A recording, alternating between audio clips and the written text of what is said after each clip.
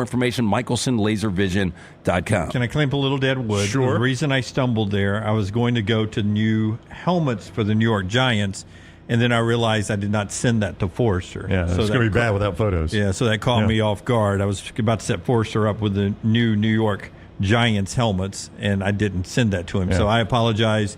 I know when you get to be my age and you stumble like that, people become concerned. Yeah. They start talking about pills and things like that. What medication is he on? Should he rerun for election? If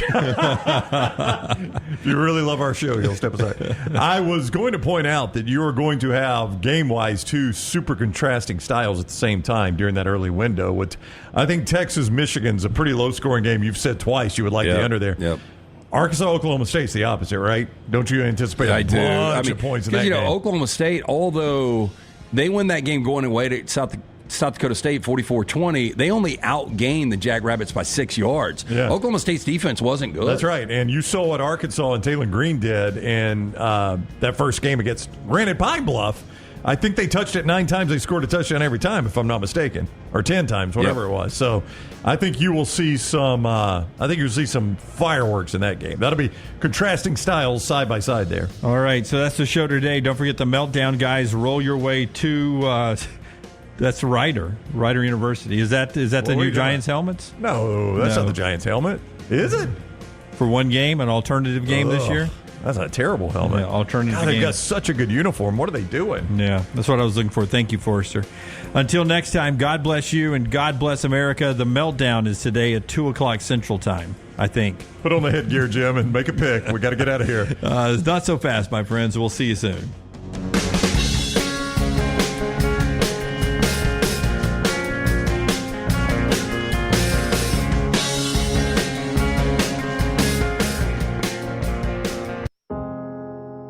Every day, someone is ridiculed and mocked for the clothing they chose to wear.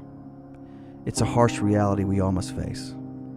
But you have the chance to change all of that with one visit to nextround.store. For just a few minutes of browsing, you will observe so many clothing options, from hats to hoodies to t-shirts. Please, for yourself or someone you love, go to nextround.store and embrace the warmth of true attire. Follow Next Round Live on Twitter, Instagram, Facebook, and YouTube. The social media team at Next Round Live is dedicated to giving you daily news conferences and practice video from UAB, Alabama, Auburn, and around college football. Follow and compare to the sites you used to visit. You'll also get the latest highlights and news from the Next Round Daily Show. Turn on the notifications so you don't miss a thing. Next Round Live on Twitter, Instagram, Facebook, and YouTube. See more at nextroundlive.com. Every day, someone is ridiculed and mocked for the clothing they chose to wear. It's a harsh reality we all must face. But you have the chance to change all of that with one visit to nextround.store. For just a few minutes of browsing, you will observe so many clothing options, from hats to hoodies to t-shirts. Please, for yourself or someone you love, go to nextround.store and embrace the warmth of true attire.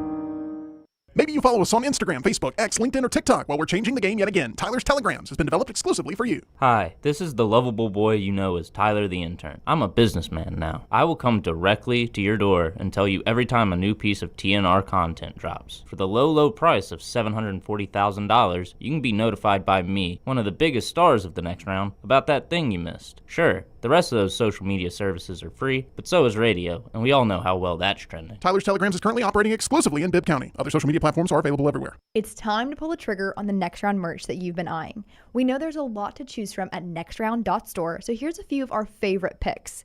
If you want to match LT and Brown, go with the TNR logo hoodie and throw in one of Dunaway's favorite hats. Any of them will do.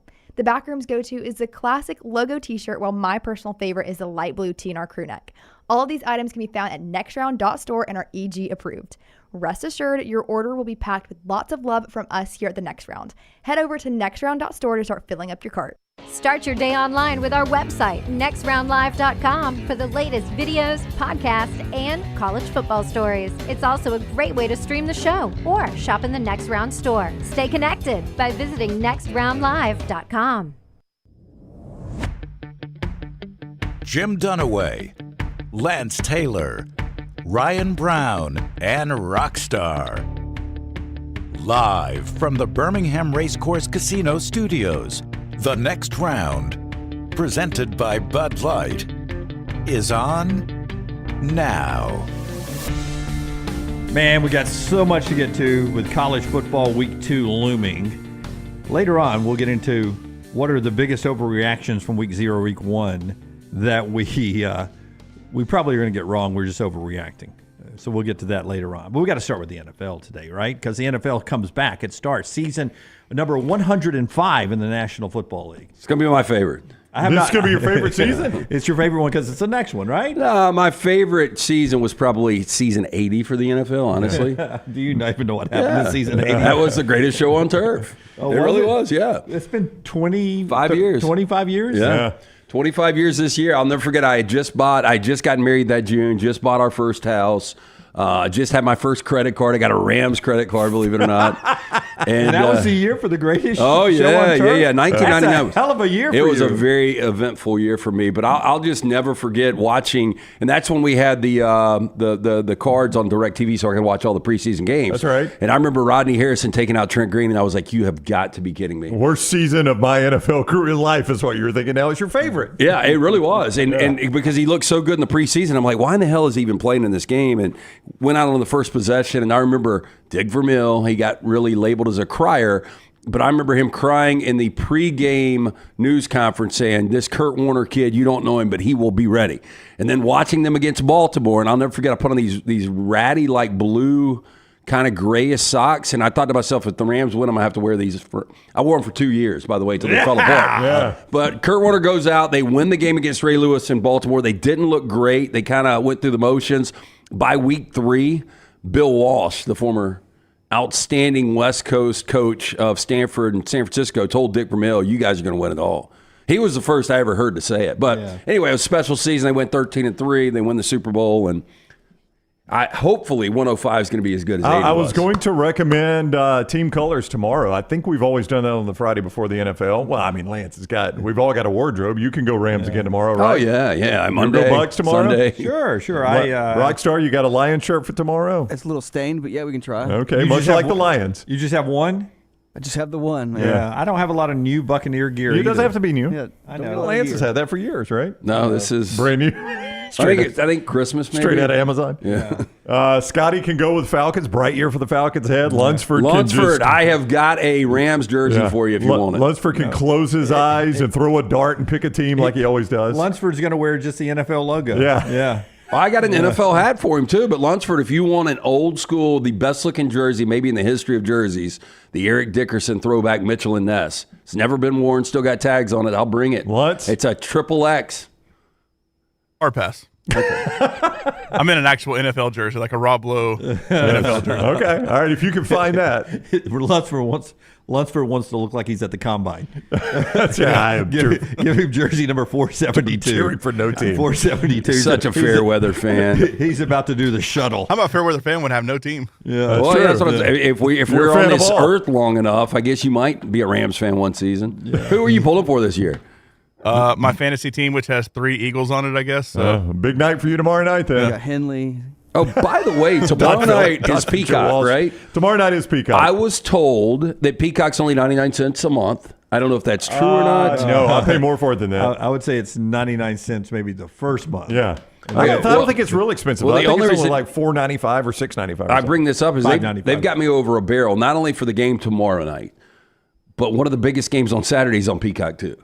Yep. So Boise State, Oregon? Yeah. Yep. So I might as well just pull the trigger. Yeah, you may as well. How do you not have Peacock already? Well, I think I did at one point. Yeah, I still might. I have no idea. I could sit there and watch synchronized swimming during the Olympics. They had its own channel. Yeah, I wasn't watching that bullshit. That was worth $5.95. Right. So getting into the NFL tonight, being brought to you by our friends at CPAP Plus today. Hopefully you got a good night's sleep. I think I heard Taylor telling Brown she did not get a good night's sleep. I did not get a good night's sleep. We talked yesterday, if you're going to have a bad day by 8:36, typically that is the average. Right. And one of the main reasons people have a bad day is they have a bad night's sleep. Right. And I even read this morning, 61% of people that have bad sleep that at least believe they had good sleep still feel better about their day. You know what my dream was last night? That you had bad sleep. My dream last night was that Donald Trump somehow was my grandfather. Okay. That wouldn't be a bad deal, No, man. that'd be great, actually. This is good money. But he wouldn't give me any of his money. Oh, now it's a bad deal. Because I was on the wrong side of him politically. Right. But we were going on a vacation together. Very unlike you.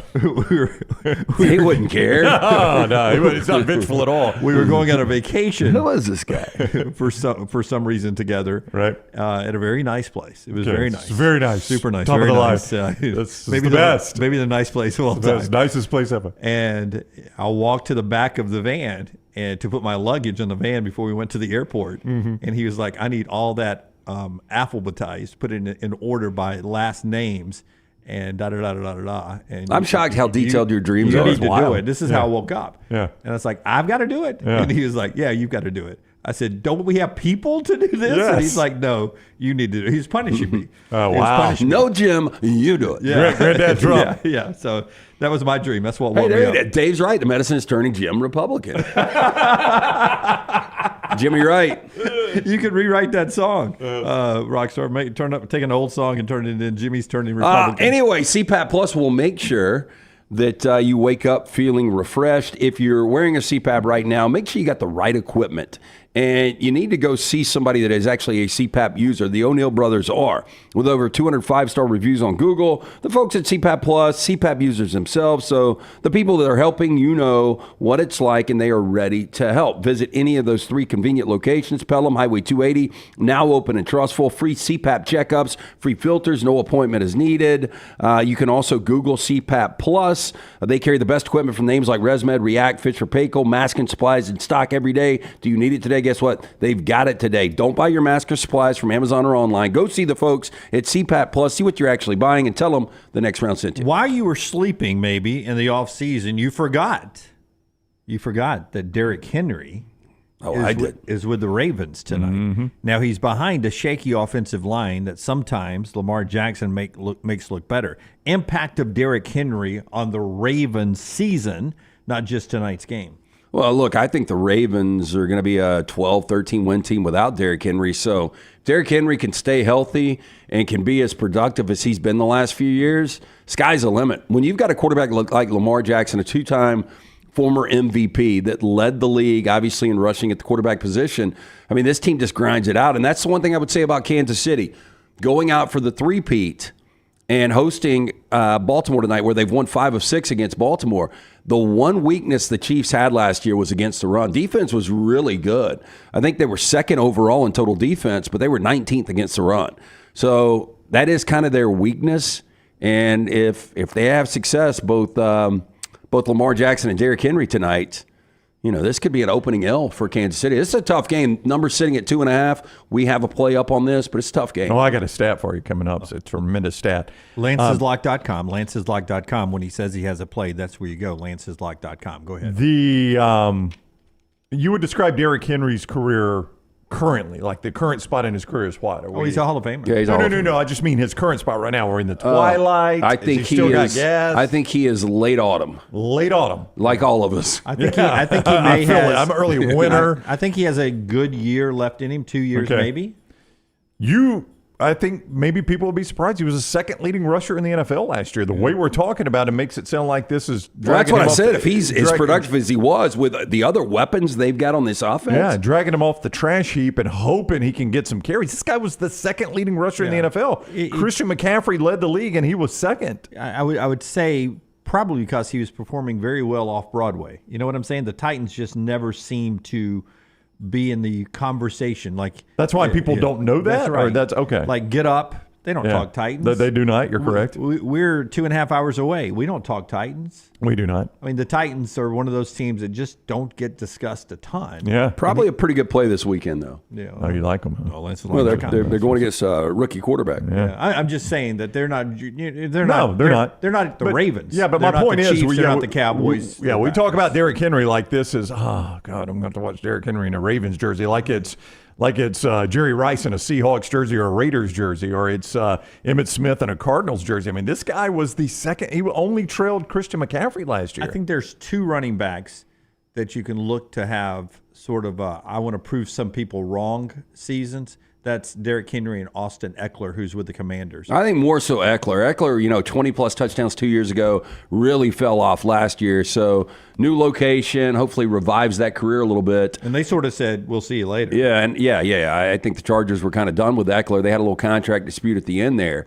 But for Derrick Henry, like Brown said, I don't know. I think there's a big expectation for Henry. I do too. I mean, I think they expect him to take some of that run load off of Lamar Jackson and allow Lamar to be more of a passing quarterback and not have to run as much. Yeah, you see protect him. You see very few single tackles on Derrick Henry. One-on-one tackles. That's right. It takes an army. So if it takes two, then who does that free up? No, it frees up Lamar Jackson. Yeah, but if I got to worry about Lamar Jackson, what does that leave with Derrick Henry? That's one-on-one tackling. Right. So they can yin and yang this thing all the way I'll down tell you the who field. benefits the both. Zay Flowers. I don't know who got him in our fantasy the other night. No, Lunceford raised his hand quickly. Okay, I was drafting way too high to get Zay, but Zay is going to be one of these, much like a Garrett Wilson. I think it's a breakout year for Zay. I passed on Zay early in the first round to take Jamar Chase, who walked back to practice yesterday. Yeah, I saw that. Thank you very much.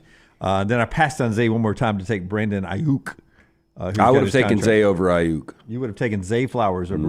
I would have. We'll see fantasy football results coming up soon. All right, so that's tonight's game. A rare meeting, by the way, 7:20 on NBC to kick it off, where you've got the Super Bowl MVP and Patrick Mahomes playing the MVP of the year last year, Lamar Jackson. It's only happened one other time to open the season in NFL history. That was 2004 when it was Brady and Manning to open up the season. So this is only the second time that the NFL season has started with a Super Bowl MVP playing the league MVP in the matchup. Wow. Well, I said this a couple of days ago. This is the collection, these 4 primetime games, and we never get 4 primetime games because we're on Thursday, Friday, Sunday, Monday. These are the best that I've ever seen a collection of. It's a heck of a lineup. They might end up being like 23-10 games, and they might end up being clunkers. I mean, last year Monday Night Football was Bills-Jets to start the year, and you got Aaron Rodgers for 4 plays. It ended up actually being a good game. But if I asked you guys who leads the Kansas City Chiefs all time in receptions, their franchise, all time, I would guess, even though he didn't play his whole career there, Tyreek Hill. I was going to go Tony Gonzalez. It is Tony Gonzalez. Wow, so tight end. Travis Kelce needs 10 receptions to break that all-time record. Gonzalez doesn't lead the Falcons, I don't think. No. I think it's UAB's Roddy White. Roddy White, yeah. Julio's got to be close. I think Julio may have been second and Tony Gonzalez third there, maybe. Wow. You've got something on your board you want to show? Oh, I got a stat on the game tonight. You ready for a stat on the game? I thought the stat was the Derrick Henry thing. No, gosh, no. Oh. Gosh, that's far better than that. Stat of the day brought to you by our friends at Storm Restoration Roofing. Here's a stat for you. How many shingles does it take to have loose on your roof that allows water to enter and damage your house? The answer, just one. One loose shingle can cause major damage on your roof. That's where Greg from Pell City comes in and give you a free no-cost roof inspection. 20 years locally owned. A-plus rated with the Better Business Bureau and trusted by insurance agencies far and wide. He and his wife, Andrea, own this company. They treat you like family. They've got a big family already, so they don't mind adding you into that family treatment. They give you that free no-cost roof inspection with no obligation. Just call Greg up, 205-542-3531. He'll come out, check out your roof, and sometimes he'll get up there and come down and say, hey, your roof's fine, man. Call me in 3 years, and we'll come back out and replace this roof. He does roof replacement, storm damage repairs, and so much more. Greg from Pell City, his entire family, 205-542-3531, or Greg from Pell City on Facebook. Lamar Jackson, according to Todd Furman, we all trust Furman, right? Sure. Yeah, Furman knows his stuff. 14 starts. Tonight will be his 15th start as an underdog. 14 starts as an underdog, Lamar Jackson. Okay. As a starting quarterback, okay? Okay. What do you think in those 14 starts, his overall record? It's not even again. We'll get to against the spread in a minute. What do you think his 14 starts as a dog in the NFL, Lamar Jackson's record is? It's got to be extraordinary to be a stat here, so it's either going to be something like 2-12 or 12-2. I'm going to go 12-2. Lamar Jackson excels as an underdog. Well, just based on the fact that Chiefs have beat them 5 of their last 6. Now, So the Ravens were favored in the AFC Championship game last year that they lost 17-10 at home, but the majority of those games I would say KC was favored in. So as you're talking, I feel like I'm extremely wrong now. Go ahead. So 14, you said? 14 as a dog. 14 starts as a dog for Lamar Jackson. He is 4-10. He is 10-4 and 13-1 against the spread. ATS. You keep talking about how tough a game this is tonight. There's a little stat for you. Lamar Jackson, 14 games starting as an underdog. He is 13-1 against the spread and 10-4 overall. That's impressive. That's very impressive. Yeah. Somebody in the mybookie.ag chat room said he's something like 12-4-1 against the spread in openers. Well, something's got to give. Brad says Mahomes 24-8-1 when Chiefs are -3. Favorites are short. Oh, it's the old something's got to give game. All right. It's the already. old rock. You know what's going to happen? Rock and a hard place. If this thing goes off at 3, it's going to hit on 3, and everybody's going to go home like the old school college football tie. With the old push. Kids and your sister, huh? All right, 7:20 on NBC. Couple more things to get to in this segment here, including our friend Chris Stewart last night. We'll get to that in a second. But first, our friends at Odie's is where you guys had trivia last night. I always love Thursday Odie's talk conversation because I get to hear what the question was last night. Which came first, Beyonce or Zaxby's? Oh, Zaxby's. That seems to be new. Well, it started over in Georgia. Ray Goff, I think the former Georgia coach, is involved in it somehow. Like, I think he was early maybe in the franchise or something like that. I usually go the product and/or business. Yeah. But I'm going Beyonce here. I think I'll go Queen Bee as well. Older than Zaxby's. Yeah. So Beyonce celebrated her birthday yesterday. We had her on 4 Down. So September 4th of 1981.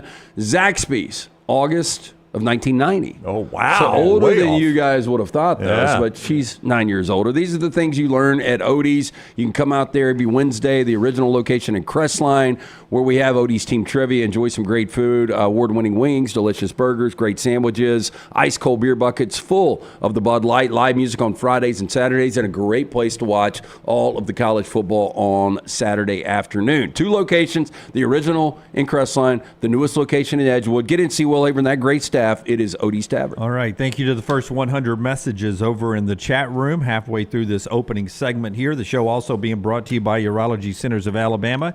UCA, 35 urologists on hand, 16 locations across Alabama, treating all your urological needs. From prostate health to kidney stones, they'll take care of you. UCA. Schedule that appointment today, 205-930-0920 or urologycentersalabama.com. All right. Alabama football sent out a tweet last night.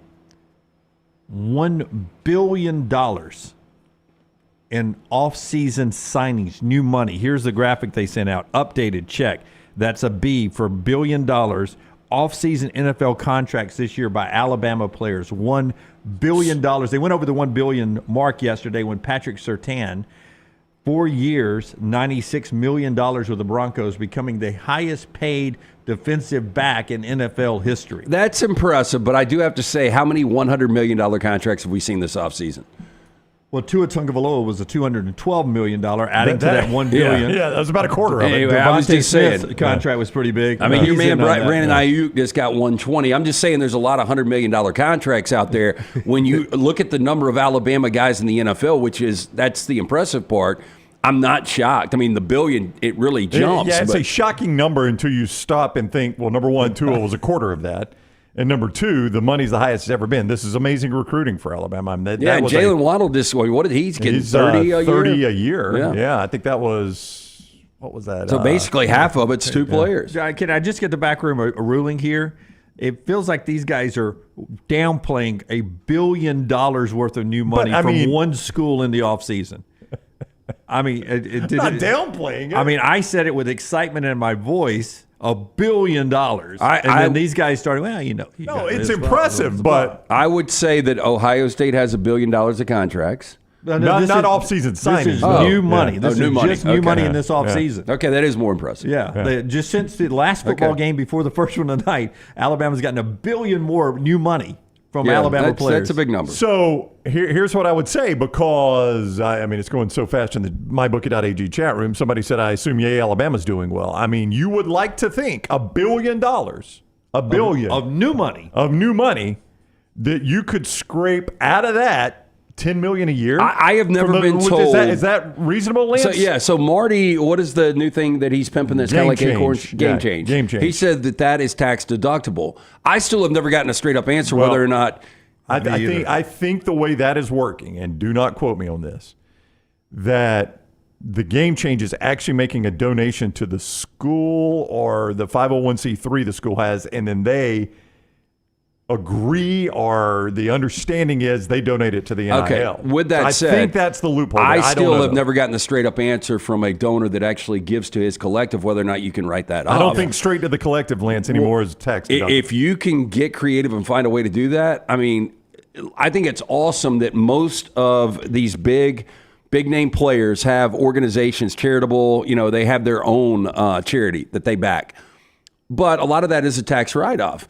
If you could find those $1 billion contracts, a way to throw some of that back to the collective. Yeah, that's $1 billion worth of contracts. So, I mean, 1% of that would make a massive difference.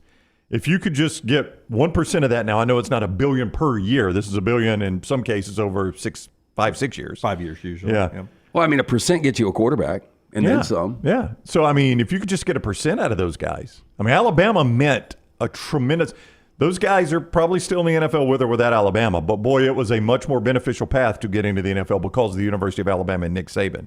I would agree. All right. Coming up in our next segment, we'll have Roman Harper join the show. He'll be with us coming up at 9:30 today. He'll do the next segment. Buster Olney talks baseball with us coming up at 10:30 today. And then to start the final hour of the show, Daniel Jeremiah Orlovsky is on the show. I don't know if that's his middle name or not. I very seriously doubt it. That would be very odd if that was his actual middle name. 2 NFL guys. Dan Orlovsky will join us coming up to start the final hour to talk about the NFL, his weekly appearance with us, and we appreciate him so much. Last night, on the Kalen DeBoer part of Hey Coach, our buddy Chris Stewart did what eventually was going to happen, and it actually started right here in the studio yesterday. Rockstar, if you will give me don't cut number one. Oh, God, I thought you lost it again. Cut number one. Ready, hit it. Have you slipped up yet and said Saban instead of DeBoer at any point? No, but you've just guaranteed that I will. I was impressed. I was watching the coaches show this week, and I was like, I'm impressed. First of all, we would have cut that out. But at the same time, we also I've worked very hard. It'll happen at some point. Coach DeBoer, I don't think will be offended. That's a lot. That's a hard habit to break. It's an awful lot. 5 hours later. All right, everybody. Here at the restaurant, Baumhauer's Victory Grill, you do get an opportunity to ask Coach Saban a question. We've got a microphone, and we're going to have it here in front. We're going to get to that in just a few moments. What did I say? Did I do it already? Hey, he's everywhere. I'm sure he's in here. I was looking around trying to find him. Okay, so I don't know who had it in the office pool, but let the record show 6:46 on September the 4th. I finally did it, and I apologize. You don't have to apologize. Oh, gosh. Well, I'll be doing JUCO games next week. How good is Kalen DeBoer? Oh, that's what I'm going to say. There's some coaches that really – they might laugh it off, but they probably internally be upset with that. Yeah, I can't believe this guy can't get out of here. Yeah, you saw how quick he caught it, and Tom Stipe is the hand you see coming in. Our buddy Tom Stipe trying to get Chris to correct it real quick. Yeah, that was pretty funny. Yeah, that was my takeaway. Chris, I've texted him. I actually texted him. Oh, wow. When we said, I don't care. I texted him this morning. I said, hey, would you join me on Dunaway After Dark Sunday night? Thanks for considering, Eli. You called him Eli? I called him Eli. And to see, did he? Just a little fun. He hasn't responded yet. Yeah. Not everybody gets my sense of humor. Yeah. I assume he's busy right now. Sure. No, Chris handled it well. It's a natural mistake to make. But Kalen DeBoer handled it wonderfully too. I mean, it is a mistake it'll happen more often, right?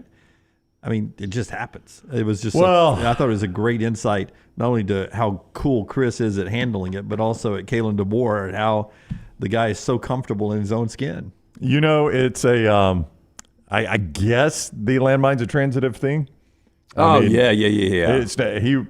Kelly was sitting in your seat, not Jim's. Had she been in Jim's seat, I would have totally understood this. Yeah. Well, I sat in that seat for a long time. So that's true. Well, I think anybody that is superstitious, I'll never forget, we were at the old Taco Mac. You remember Taco Mac on 5 Points? I think Jim and Nick's is there now. They were one of the only places, like with Dave's on the old 5 Points, had a really good selection of beer. It was the 11th Avenue Grill for a minute? I think so. Yeah. So we used to go down there, we watched some football, and I remember I invited a random friend with a group of friends, and field goal kick was up, and the guy was like, damn, he drilled that. And it went veering off to the left, and my buddy Scott Banks, my God, man, what is wrong with you? Didn't even know the guy. Hit the table, got up, went to the bathroom. So I think a lot of people do believe in the jinx. I mean, again, that's why you don't talk to a pitcher and he's in the middle of a no-hitter. I mean, in golf, I mean, there are people that do it all the time and say, oh, man, that's right in the middle of the hole. Drives me insane. Like, putts about 3 feet away. Oh, good birdie. And then it lips out, and you're like, what are you doing? Yeah, or just slides by on the left side of the cup. As Michael Scott once said, I'm not superstitious. I'm a little stitious. Yeah. That's one where I'm a little stitious. When somebody I think you're the only person I know that is not a little stitious. Yeah. I mean, the only one is when somebody starts talking to my putt before it gets to the hole and it misses. That's when I'm like, yeah, I felt like you were to blame for that. Or you do believe when Dunaway goes on record with certain things. I mean, there's power in the landmine, Lance. I will give you that. There is. I may be a little stitious. Yeah. It starts simple things like ordering. If you're ordering at a restaurant, I may order it comes out bad if I order it. All right. Roman Harper coming up the other side. Great food. Hard to place a bad order at the Wharf Casual Seafood. New location in the Moody and all over the great state of Alabama. Great place to go by there, and wonderful gumbo, I hear. Yeah, the Browns had an opportunity to eat there this past Sunday. Wharf Casual Seafood, fast casual restaurant serving American caught seafood. Locations, Montgomery, Dothan, Alexander City, and the newest location, Moody, Leeds. They've got great drink specials every single day. They serve seafood entrees, tacos, platters, po' boy salads, burgers, and so much more. Check out their menu and the location nearest you online right now. Go to wharfcasualseafood.com. All right, back in a moment, right here on TNR, brought to you by Bud Light. Easy to drink, easy to enjoy from the Birmingham Racecourse Casino Studios. Follow Jon Lunceford on Twitter @jlunce. Stop by the New York Butcher Shop and pick up the finest in certified Angus prime beef steaks and burgers, premium pork chops, ribs, and all-natural chicken cut to order just for you. Their chef-prepared entrees and side dishes are the perfect dinner-to-go choice for your family and are ready to heat at home. With a great selection of fine wines and desserts, the New York Butcher Shop is your one-stop dinner shop. 2 locations to serve you, Cahaba Heights and on Highway 119 in Greystone. The New York Butcher Shop, rare quality, well-done service. A legendary coach once said, "It's not the will to win that matters. It is the will to prepare to win." Hi, I'm Bobby Humphrey, Vice President of Business Development for Bryant Bank, and I can tell you that our Bryant bankers have the dedication and experience to put together a financial game plan that is right for you. At Bryant Bank, we specialize in community banking and offer personal and business loans, checking and savings accounts, mobile banking, and treasury management services. Stop by one of our 18 offices across the state of Alabama to find out what unbeatable service and legendary results are all about. Hey, you feel that? That's fall in the air. And New Balance Birmingham got your fresh fall pair to kick it during game time and sport from the sideline. Come together at New Balance Birmingham on Highway 280 right next to Chick-fil-A. New Balance Birmingham, we got now. Hey, Lance Taylor from the next round to tell you about my friends at Michelson Laser Vision, located conveniently UAB Highlands. Almost 20 years ago, I went in for the procedure. Only took 12 minutes for both eyes. When I went in, I had 2200 vision. I was legally blind. Now I have 20/15 vision, still 19 years later. Make the call today. Schedule a hassle-free consultation. 969-8100. Dr. Mark Michelson, Dr. Jen Michelson, Michelson Laser Vision. Make sure you tell them the next round sent you. 969-8100 or MichelsonLaserVision.com. Are you tired of buying your CPAP mask and supplies online only to be disappointed? It's time to visit CPAP Plus, your locally owned and operated CPAP shop that prides itself on personal service. Come see what you're buying at CPAP Plus with 3 convenient locations in Pelham, Highway 280, and now open in Trustful. Drop by for a free CPAP checkup and free filters, no appointment needed. Plus, sign up for their giveaway for a chance to win a free travel CPAP machine. Just Google CPAP Plus or visit any of those 3 locations. Hey, Lance Taylor from the next round to tell you about our friends at Gutter Cap. Gutter Cap's that patented aluminum cover system that fits over most existing gutters to keep out debris and eliminate that gutter cleaning. It's backed with a lifetime warranty, almost 20-year service record right here in Birmingham. Stay off that dangerous ladder forever. 45% off the retail price now if you call guttercapbirmingham.com. Call my good friend Chris Stewart now, 205-823-2212. Cap it, don't snap it. It's Gutter Cap.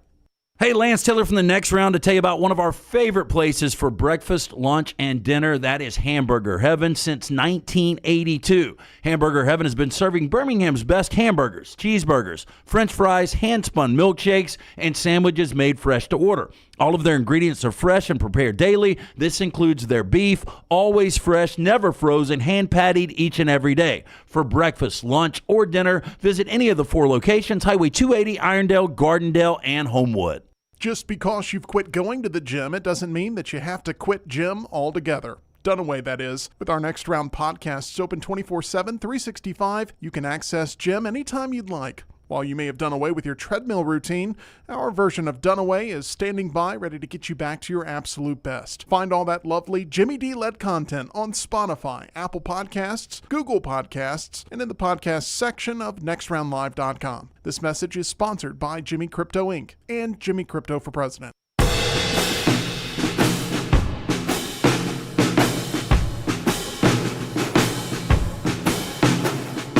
Where in the world is Roman Harper is my favorite segment every week, and we get to get smarter about football. We get to laugh and have a good time, and we get to see the man sometimes walking around. Here he is right now, Roman Harper with us on the JohnstonRVCenter.com hotline, presented by MyBookie.ag, code NEXTROUND, MyBookie.ag, code NEXTROUND.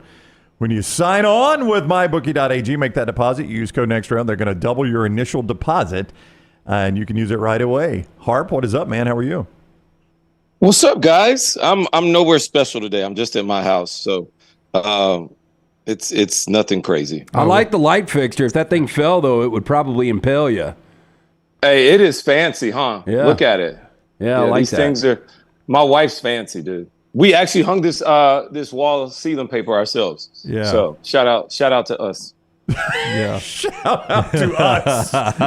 Hey, do you still have the portrait of all the mismatched celebrities having like the Last Supper? We do still have that, but my wife moved it to another room. So, what do we have out? What do we have out back? Oh, Harp showed us his Oh, that's pool. the hot tub, the pool. You know, this is a little something. You know, it's not all bad out here. The man's a Super Bowl champion and a very talented broadcaster. Yeah. The man's got to have some luxuries. Hey, yeah, man, I got a few. So Harp, I know it was Western Kentucky, but if you had to give a letter grade, I mean, it's got to be an A. Would it be an A+ for Kalen DeBoer's first outing? As a whole, yeah. I'm talking about DeBoer. No, I'd give it probably an A-. Just based upon, I mean, the offense, let's be honest, the offense was never in rhythm. They had big plays. Doesn't mean they were in rhythm. And I kind of give them a little bit of grace just because of the left tackle situation. Like right before the game, it's not anything you plan on. Jalen Milroe did fumble the ball too as well. So he still has to continue to work on that because ball security was an issue last year at times. And he continued to get that better. But they had big plays offensively. And if this is who this team's going to be, okay, that's fine. But I thought I actually went into the game and had it completely wrong because I thought the offense would carry this team from the start of the year and from game one. And then the defense would have to try and find ways to keep up and start to catch up and do better as the game progressed or maybe later in the season. But the defense had a shutout, which is great. Like there's no better feeling than coming into meetings after a goose egg, because that means everybody contributed, especially a big win like that, where it wasn't close. Other guys got to play and you still shut them out. So that means we still didn't have breakdowns as we start to put more guys in. That's really, really good. And it's not like Western Kentucky wasn't still trying to score. They were, but Alabama still executed at a high level. So shout out to the defense. I thought they would be a little bit slower. They actually came out hitting on all cylinders, big-time turnovers. And the 3 stats I talked to you guys about last week, remember them, I'll keep going back to them. Number 1, turnovers. two huge ones, all right, by Keon Sabb with the 2 interceptions, one to get the game started, the other one right there in the fringe, right outside the red zone, which I said that's another thing. Red zone defense, my second element. They shut the door on Western Kentucky multiple times in the red zone. I will count that interception, the second one, as a red zone turnover, so that counts double. So in my book, they got 3, not just 2. And then the last one is third down percentage. They held Western Kentucky 3 of 18. Those are the only 3 defensive stats I care about. That is the same thing I would talk to you guys about all year long, and that will determine Alabama's success. And I went into the game because of a couple of conversations with you, expecting to not like the defense, the style and everything, not press man and all that stuff. I don't know what I'm talking about, just like what I get from you. But I left. I was like, well, that was fun. I enjoyed that. Which unit did you like the best? Which one surprised you with their performance? Was it that secondary, or was it the linebackers, the edge pressure? What was it?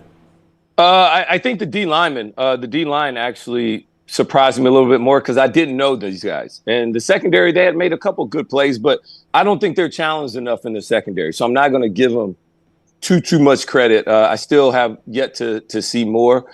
And but the kid, LT Overton, jumped out on tape. Rusaw, shout out. He's from Carver High School, right down the street in Montgomery. So shout out to him. Anytime I can shout at anybody from the 334, I will. And yeah, so those 2 guys really kind of jumped out on tape to me early. And then, of course, the 2 linebackers, Deontay Lawson and G.I. Campbell. Oh, Campbell. They wearing different numbers, but they still are the same. I actually thought this is a defense that they will be better in because it's not as much man-to-man coverage. And so you're just a good athlete playing in space where I just have this zone. I know where my eyes need to be at, and I'm just reacting off the quarterback and playing fast. I thought they did that really, really well, and they actually made more plays in this defense, which I figured it would be better for Deontay Lawson because he's not great at man-to-man coverage, but I didn't think Jihad Campbell would. I knew he was going to be pretty good. He really flashed for me last year as well, so I'm not going to say that, but I thought those 2 guys had a great game as well. Roman Harper is with us, SEC Network. You see him on SEC Nation. He is with us courtesy of MyBookie, mybookie.ag, code next round, mybookie.ag, code next round. When you sign up, they will double that initial deposit as a sign-up bonus right there with code next round at mybookie.ag. Cam Coleman, also from the 334. So I'll let you shout him out from Phoenix City. Those Auburn receivers, we knew that was going to be the biggest change. I understand opponent level, right? I get it. Opposition level was not great with Alabama A&M, but you watch the game differently. You see route running. You see, their the way they change when the quarterback's at all those things, right? That you're supposed to see. What did you see from that receiving group at Auburn? That all of them still got to the end zone. That they did exactly what they're supposed to do. And let's not just glance over that. Let's not glance over like Auburn didn't lose to New Mexico State last year. Let's not glance over that in past Auburn struggled with Georgia Southerns. They've actually had they had to go 4 quarters in a couple of these times. So when you play these teams and you treat them like you're supposed to treat them, that's a good thing. I don't discredit that. I know this offense will be more explosive. Hugh Freeze is really putting his hands all over it.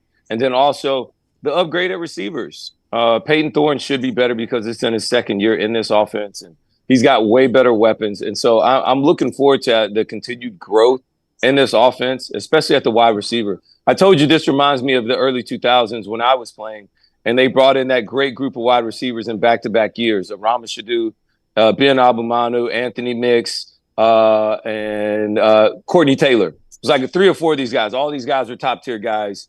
And then next, it just changed the whole outlook in the offense of Auburn immediately. And this is exactly what I predicted.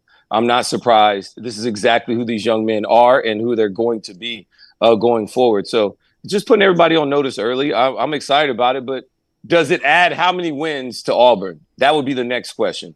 How many wins does having these type of receivers give you for Auburn? And that's yet to be determined. 12. 12? I'm kidding. You got 12 this year? I'm like 12. That's foolish. Harp, it's hard to get a gauge after week 1, but both Texas A&M and LSU were favored. They both lose their games. Who are you more concerned about, the Aggies or the Tigers? I think I have concern for both teams in different ways. Number one, A&M. Connor Wegman was supposed to be that guy, and everybody said he was going to be this, that. He played terrible in the game, flat out. He missed a lot of throws. When I was watching, I was actually concerned, is he hurt? Something's off. He just missed a lot of really, like I thought would be layups compared to what I saw him do last year.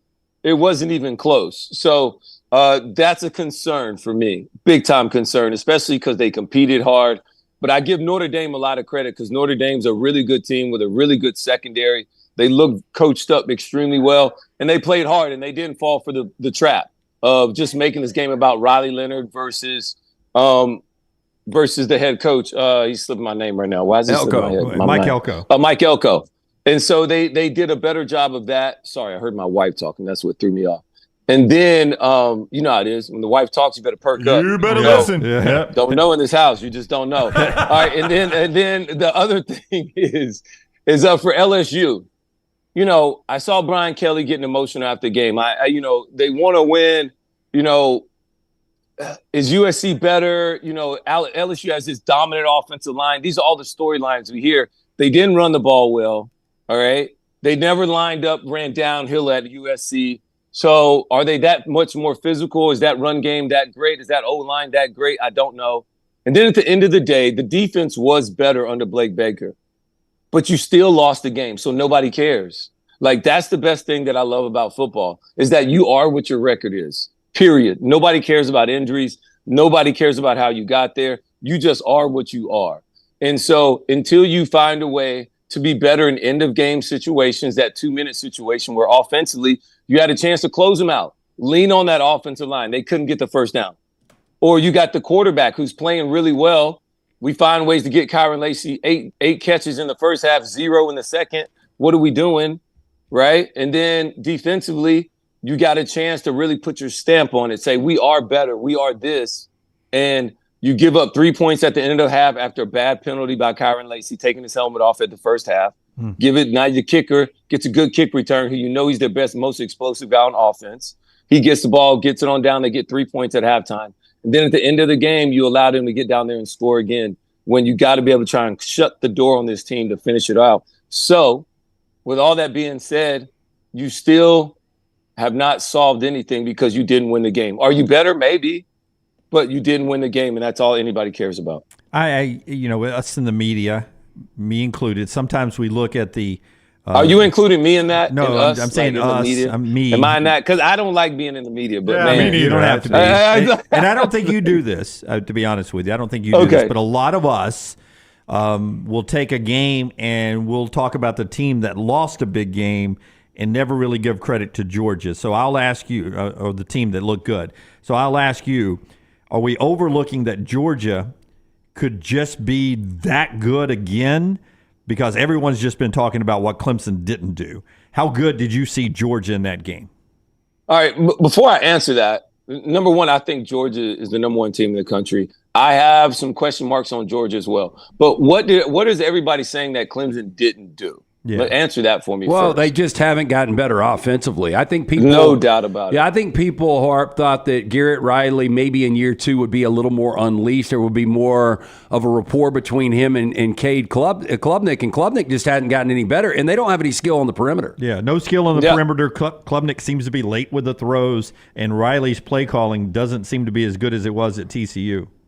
Yeah, so I like all those factors. So number one, Riley's the offense looks stale to me. But then it's also hard. Like, who am I going to blame when, you know, the very first play of the game, they got a really good play action off of some motion. They got to kind of get Georgia's eyes in the wrong place. And the running back's wide open in the flat, and Cade Klubnik one-hops it from 8 yards away. It's just like, dude, all right. You know what I mean? It's like, what are we doing? You know, it's like these are things that start you off in motion. It's the first play of the game. It's not like we haven't practiced it. I promise you. We practice this play.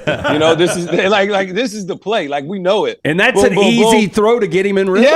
Yeah, this is just easy. Get us in rhythm. Like, we want to start fast. Like, boom, we got it. Oh, it's just like we thought.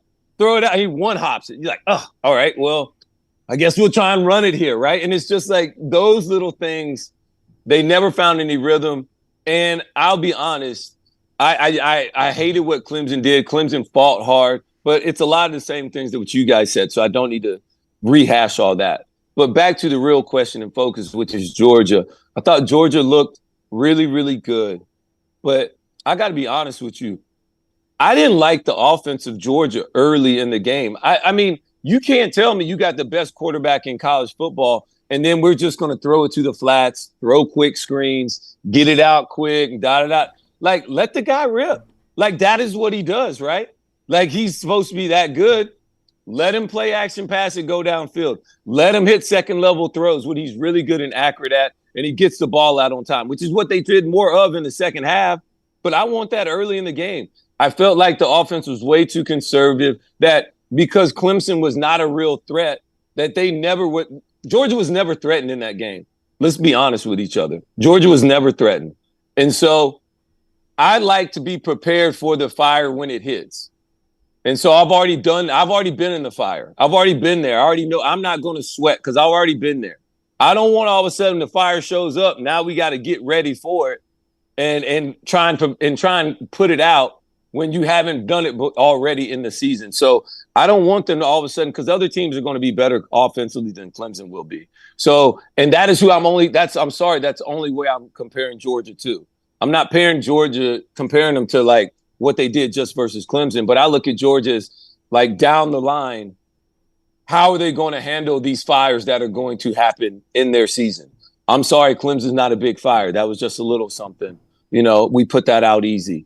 But down the road, you will have teams that will be able to threaten you more offensively than what Clemson will be. You can't just wait till the second half to turn it on. You can't just depend on just body blows and beat them down. I don't think that's going to happen all year long. So I thought this when I was watching it, but then I saw you say it, so then I'm like, okay, it's right. I was watching Nico make these throws against Chattanooga, and I'm like, I know that's Chattanooga, but those balls are on the money. I don't care how good the coverage was. And then I saw you say, look, I initially discounted it until I watched it. And then I watched it, and it was a different story. No, I literally said, I'm like, dude, I'm not getting fired up about the Chattanooga, like not doing it. And the ball placement, the ability to be able to catch and throw. And actually, thank you for watching, whether you're watching, read, and react, or you're just picking it up on Twitter. Thank you for the support. Appreciate that. The rest of you guys, check us out Monday nights, me and Cole Cubitt. It's a great show. Yep, do a good job. Thank you. Appreciate it. That's where we saw it, read and react. Yep. Yeah, thank you. But anyways, just the ball placement, the ability to be able to catch and run. Like I don't think people give enough credit for those type of situations, those passes that are getting thrown. And then down the field throws, it was right on point. And then, like I showed it the other day, like, a guy was offsides, the confidence to be able to throw a ball in between three guys and put it up high enough where only his guy has a chance to catch it. I mean, the confidence to make that throw is different. And so when I see these things, it's this perfect marriage between the offense that Heupel runs and the throws and ability that Nico has, Nico Iamaleava. So I'm trying to get better. I got to really say the name more and more so it just flows. So, but yes, he's one of those guys that you better watch out for. And I do, low key, I think I'm watching him, but I'm like Lex Luthor versus Superman. Like I'm finding his kryptonite because it's always something out there. And I'm still working on it right now. And I think I got it, but I'm not going to tell anybody. Hey, Harp, I don't think I've ever seen a defending national champion as disrespected as Michigan. I have not heard one person that likes Michigan this week. And I understand. No chance. They got no chance. I watched them against Fresno. Davis Warren is not a quarterback that's going to win you a championship, but they've still won 16 consecutive games. They're at home. Nobody's picking them. Texas did everything they needed to do, much like Alabama against Western Kentucky. Texas looked great against Colorado State.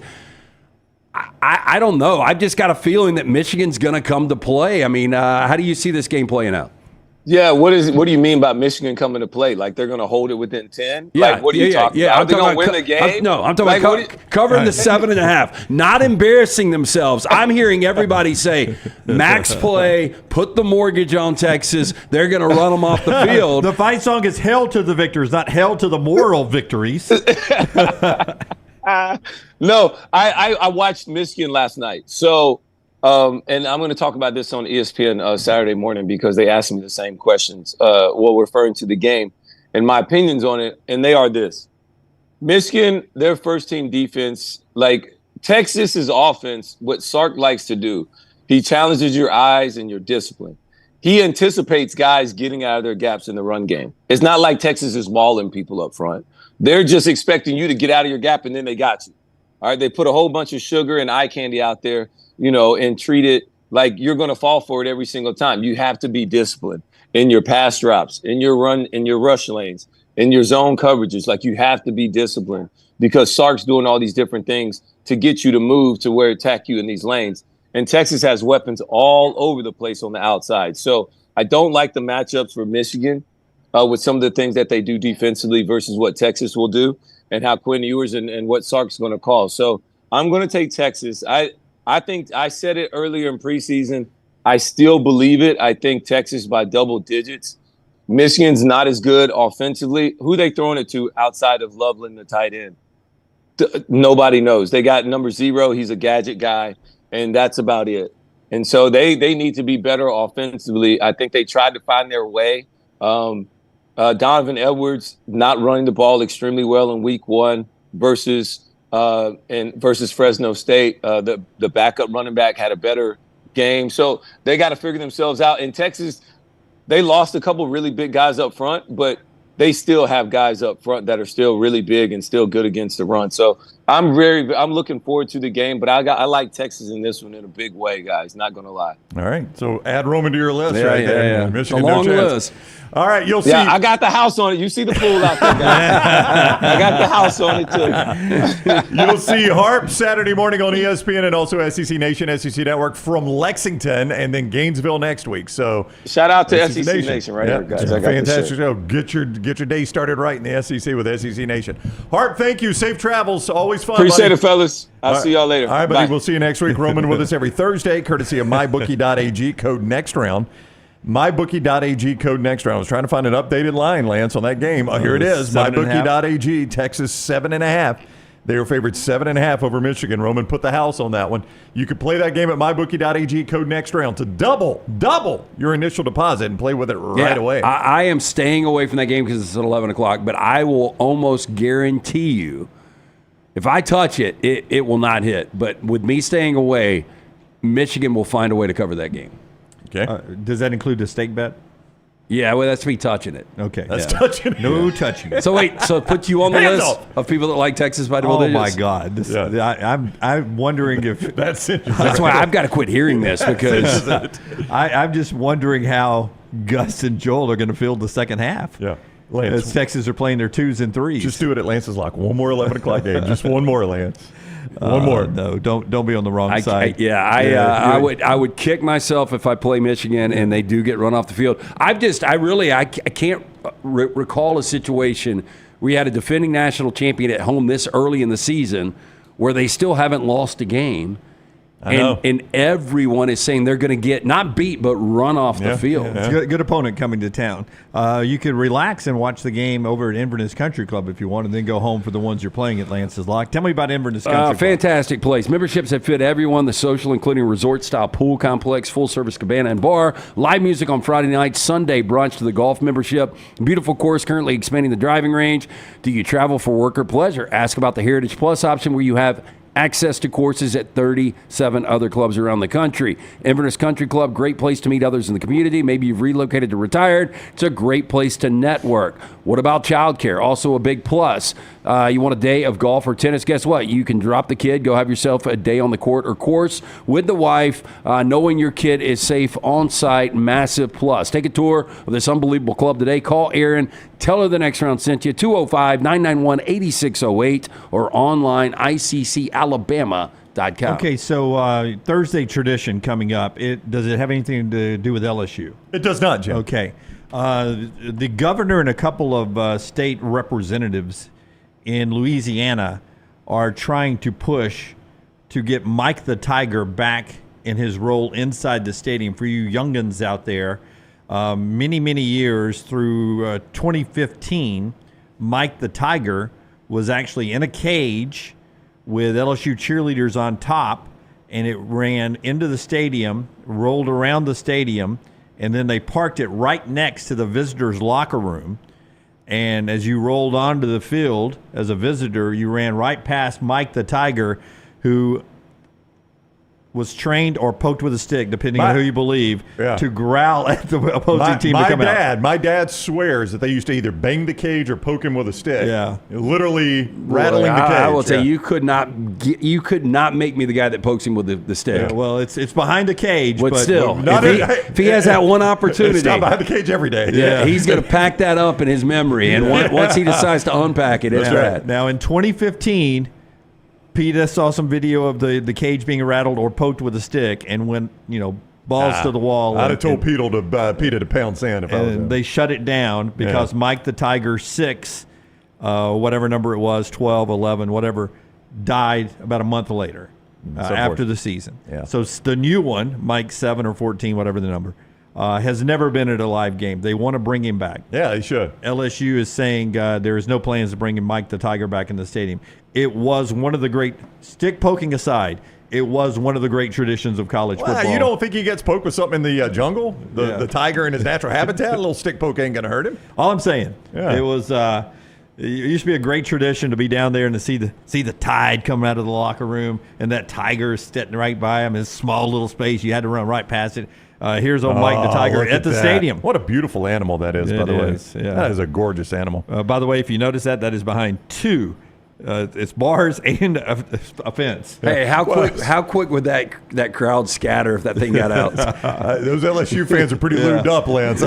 One challenge him. I fought 3 guys in a parking lot and Tom Thumb back in 1998. I can handle this bastard. 1 or 2 of them would get their bourbon off the seat before they ran away, though. They'd reach and get the bourbon. Literally, my first ever experience in Tiger Stadium, we were seniors in high school. And we went over there, and they allowed you to walk in with a handle of bourbon. Yeah. And, didn't care. If you didn't have one, they gave it to you at the gate, right?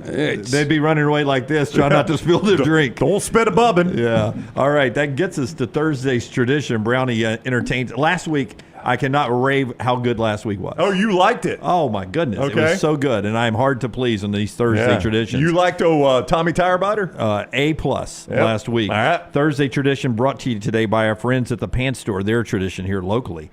Game day headquarters for you Tide and Tiger fans out there. Birmingham locations, Huntsville, the original in Leeds, also in Tuscaloosa, in Auburn. But wherever you're watching us, you can go to the pantstore.com, pantstore.com, and order all the great stuff for them. They've got the quarter zips and the hats, the hoodies, the polos from Horn and Legend, Cutter and Buck, Antigua, Gentile, rompers and dresses for the ladies, all the footwear as well. Free alterations, free gift wrapping, and nothing says Roll Tide and War Eagle like the Pants Store. Pantstore.com, Rockstar, hit it, man. The College Football Spotlight. College football's best traditions. All right, so tradition week 2 is going to take us to that Michigan-Texas game. Jim, you already committed a foul in the eyes of Michigan fans in your interview with Roman Harper. I hate to tell you this. It's held to the victor? Nope. It's just called the Victors. There's no hell to, and Michigan fans will correct you on this one. It's just called the Victors. It's just called the Victors. But you know the words are, hail to the victors, valiant, hail to the conquering heroes, hail, hail, Michigan, dun, dun, dun, dun, dun, dun. That's very good. I went very Alabama fan early on. I knew a little bit, and then I started just humming along. Yeah, Dixieland. You know all those words. Against the wall. This this song goes back to 1898 when Gustav Ferbert. Now, I did not know there had been 2 college head coaches whose actual name was Gustav. Oh, wow. Gustav Malzahn. Yes. And Gustav Ferbert. That Did is you know insane. That? Yeah. That's pretty crazy. I just hate the fact they shortened it to Gus, right? I know. I agree. Gustav Ferbert, he kept the Tav. Gus Malzahn said, I'll drop the Tav and just be Gus. But Gustav Ferbert coached Michigan. They were undefeated in 1898. But it came down to the final game. They had to go on the road to powerhouse University of Chicago. You remember Chicago was a great football team? It's where we designed the atomic bomb. Okay. They played that game on Thanksgiving Day. Not important to the story, but okay. They played that game on Thanksgiving Day. It may not be factual. The defining moment of the game was when Wolverine Charles Weidman broke free on a 65-yard run that allowed the Wolverines to take down Chicago in exciting fashion. 12-11 was the final. But they won Champions of the West in that game. That, I guess, was a designation back then. They were not in the East. They were in the West, although it's Eastern time zone. We used to kill Champions people. of the West. We used to kill people for hanging those Champions of the West banners. That's right. Well, they hung it right there in Ann Arbor. Now, one of the 600-plus fans attended that game. Low attendance on Thanksgiving Day. 600 people was music student Louis Elbel. And this is what the 1979 version of the Michigan alumnus tells the story of Louis here. He posted to the alumni website, here are Elbel's words on how the Chicago win in the season of 1898 inspired his song. Quote, "We were crazed with joy. We paraded in the dark. We yelled and followed the Michigan band singing the tune of Hot Time in the Old Town. Rockstar hit it." Here's what they were singing in the street. Preaching does begin. Bend down low, for to drive away your sin and win. What a celebration! I mean, this sounds like the town square for Groundhog Day, right? Yep. Where Phil Connors is walking in, everybody's dancing around. Not exactly Tupac or Lil Wayne there, but they were still celebrating. And they said, you know what? This is somebody else's song. We need our own song. That's we can't keep dancing a hot time in the old town tonight. Something with a little bass. So he says, my spirits are so afflicted. I was clear off the earth. That is when The Victors was inspired. I put a lot of hells, and I knew the fellows would get them in with proper emphasis, just like I did a moment ago. Through them, the title suggested itself. I dedicated it to the Michigan team of 1898, The Victors. Now, according to you, we may not hear this a lot on Saturday's you'll game. hear it a lot. Okay. They'll sing it in sad voices afterwards. Yes, so that's how the Victors. Do you agree? Do you think it's a double-digit win? Let me study it a little bit more. I think Texas wins. I don't know about double digits. Yeah. All right. That is our spotlight today. Thursday tradition. Well done, Brownie. Great singing there. Thank you, Jim. With the lights. Good timing with Forrester in the back. All really good. All really good. So well produced. All right. We go to the hour number 2 coming up on the show, brought to you in part by our friend Dr. B.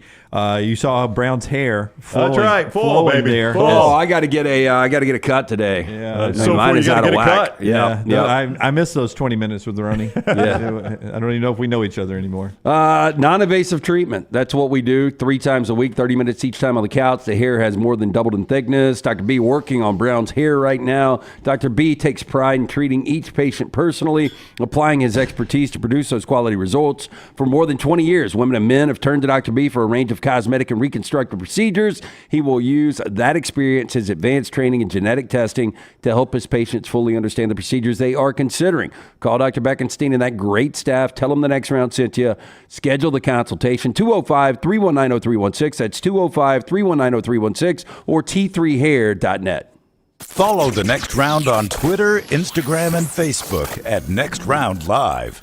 This hour of The Next Round is presented by the Birmingham Racecourse Casino, now featuring 7 days of giveaways with your chance to win a share of up to $125,000. The more you visit the Birmingham Racecourse Casino, the more chances you have to win. Twin Peaks is the best in the game. Here, you're in the red zone for every college rivalry and divisional matchup all season long. On game day, you never have to decide which teams to watch, only what combination of bites, burgers, wings, and more to order. Plus, where else are your favorite draft beers always poured at a frozen 29 degrees? Only at Twin Peaks, the #1 sports bar. Stick around after the sun sets. Twin Peaks is open really late. Wind down with bourbon and late night bites. Only at Twin Peaks. You never know what we're up to here at The Next Round. The easiest way to stay in the know with our antics and adventures is to follow The Next Round across all social media platforms at Next Round Live on Facebook, Twitter, Instagram, and TikTok. Whether it's Dunaway sleeping in the studio, Tim and Lunceford breaking down the latest movie release, or Game Day Chronicles, we are here to keep you updated on the latest sports news while, of course, having just a little bit of fun. Follow at Next Round Live across all platforms to join in. Things fall apart. There's even a book about it, but that doesn't mean you have to break the bank to fix them. Ryan Brown here for The Next Round. Our friends at Mortgage Right have a new renovation option that will make repairs and other home improvements easy. If you've recently purchased a home and find yourself short on cash, or you're looking to buy a fixer-upper, Mortgage Right's renovation loan program can help you spruce up your space. Repairs can be made to your roof, plumbing, flooring, and more with the help of top-notch mortgage professionals. So get your fix by visiting mortgageright.com/TNR. NMLS 2239, Equal Housing Lender. For a great experience in golf, go to Bent Brook, just off I-459 in the Birmingham area. You've got 27 holes where you can play your 18 holes 6 different ways. Open 7 days a week with 5 sets of tees that makes golf enjoyable for any level golfer. You get complimentary GPS on every golf cart, and the AU Victory bent grass greens play as pure as any in the area. Bent Brook continues to improve with upgraded greens and redesigned holes. Book that next tee time right now. BentBrook.com. BentBrook.com. Hey, Lance Taylor from the next round to tell you about our friends at Gutter Cap. Gutter Cap's that patented aluminum cover system that fits over most existing gutters to keep out debris and eliminate that gutter cleaning. It's backed with a lifetime warranty, almost 20-year service record right here in Birmingham. Stay off that dangerous ladder forever. 45% off the retail price now if you call guttercapbirmingham.com. Call my good friend Chris Stewart now, 205-823-2212. Cap it, don't snap it. It's Gutter Cap. There is no better place to watch your favorite sporting events and enjoy great food than one of the 3 great Birmingham locations of Walk-Ons. The TVs are everywhere with your favorite sports, and the menu is second to none. From the great appetizers like the waffle cheese fries, to the Avery Island salad, handhelds like the all-new chicken bomber, bistro specialties with a special taste of the bayou, the amazing hand-patty burgers, the great po' boys, and the specialty drinks. Visit any of the 3 great Birmingham locations of Walk-Ons: Greystone, Stadium Trace and Hoover, and the brand new location in Trussville. Hey, you. Feel that? That's fall in the air. And New Balance Birmingham got your fresh fall pair. To kick it during game time and sport from the sideline. Come together at New Balance Birmingham on Highway 280 right next to Chick-fil-A. New Balance Birmingham, we got now. Hang out with the next round on the go. Whether you're driving to work, running errands, sitting on the beach, or you just need a break from the real world, we can keep you company. Check out the next round, Mystery Fifth Hour, and our other shows on your favorite podcast app. We'll meet you there. Jim Dunaway, Lance Taylor, Ryan Brown, and Rockstar. Live from the Birmingham Racecourse Casino Studios, the next round, presented by Bud Light, is on now. You're looking live at the Mike the Tiger live camera as we come back here. I don't know. Bring us back here. I don't know if we can go back to it for sure after we come out of the commercial break graphic, but rainy morning there in Baton Rouge, and I did see Mike the Tiger walking around in there. Am I correct, though, that Mike is the only person inside that cage there? I'm not, Somebody got to get food in there. You got a nice waterfall and stuff like that, but there's, like, never has a tiger friend rolling around? Like a female? Like they Or bring anybody, somebody in just for a little, like a conjugal visit? I mean, what a sad life if you're just walking around by yourself every day. I mean, the waterfall is nice, but you don't even get out for game days anymore. You know what a sad life would be? Trying to survive in the jungle. That guy's got it made. He's living, he goes in air conditioner if it gets too hot. I mean, it's not a bad life, but I'd rather be able to roam. 3 squares a day? I bet at night. I mean, we are talking about Baton Rouge here. Prison does the same thing. Yeah, right. Yeah, you want to be in solitary confinement in prison? Yeah. Look, there he is. Look, there he is walking. What's he doing? He's moving to the left. Around the left side. Look at all that space he's got. Great blocking. Injury yesterday. John Emery hurt. He's out for the season. Bad for LSU there. Do you see the netting, the fencing on top? Yeah. You think that's for Mike the Tiger or a drunk Tiger fan? Well, I think that's to keep humans out. Humans out, yeah. I think so too. But it also keeps birds out, which could be that could be a good meal for Mike. Yeah. I mean, he could eat a bird. Yeah, but it also could, prevent opposing fans, I will not name any, for throwing something over there to Mike the Tiger that could kill him. That is correct, Jim. Yep, that's a good thought. I mean, we've had so many poison trees. Yeah. I wasn't going to go there. I wasn't going to go there. Everybody was thinking it. All right. Show being brought to you in part by our friends at Hydra Live today, and then we'll jump back into our conversation. Rainy morning in Baton Rouge. Good look there. John Emery injured ACL in practice on Tuesday. That is terrible. Done for the season. He looked pretty darn good. He didn't get enough touches. Had 10 carries. They should have run the ball down their throats. They'd be 1-0 right now.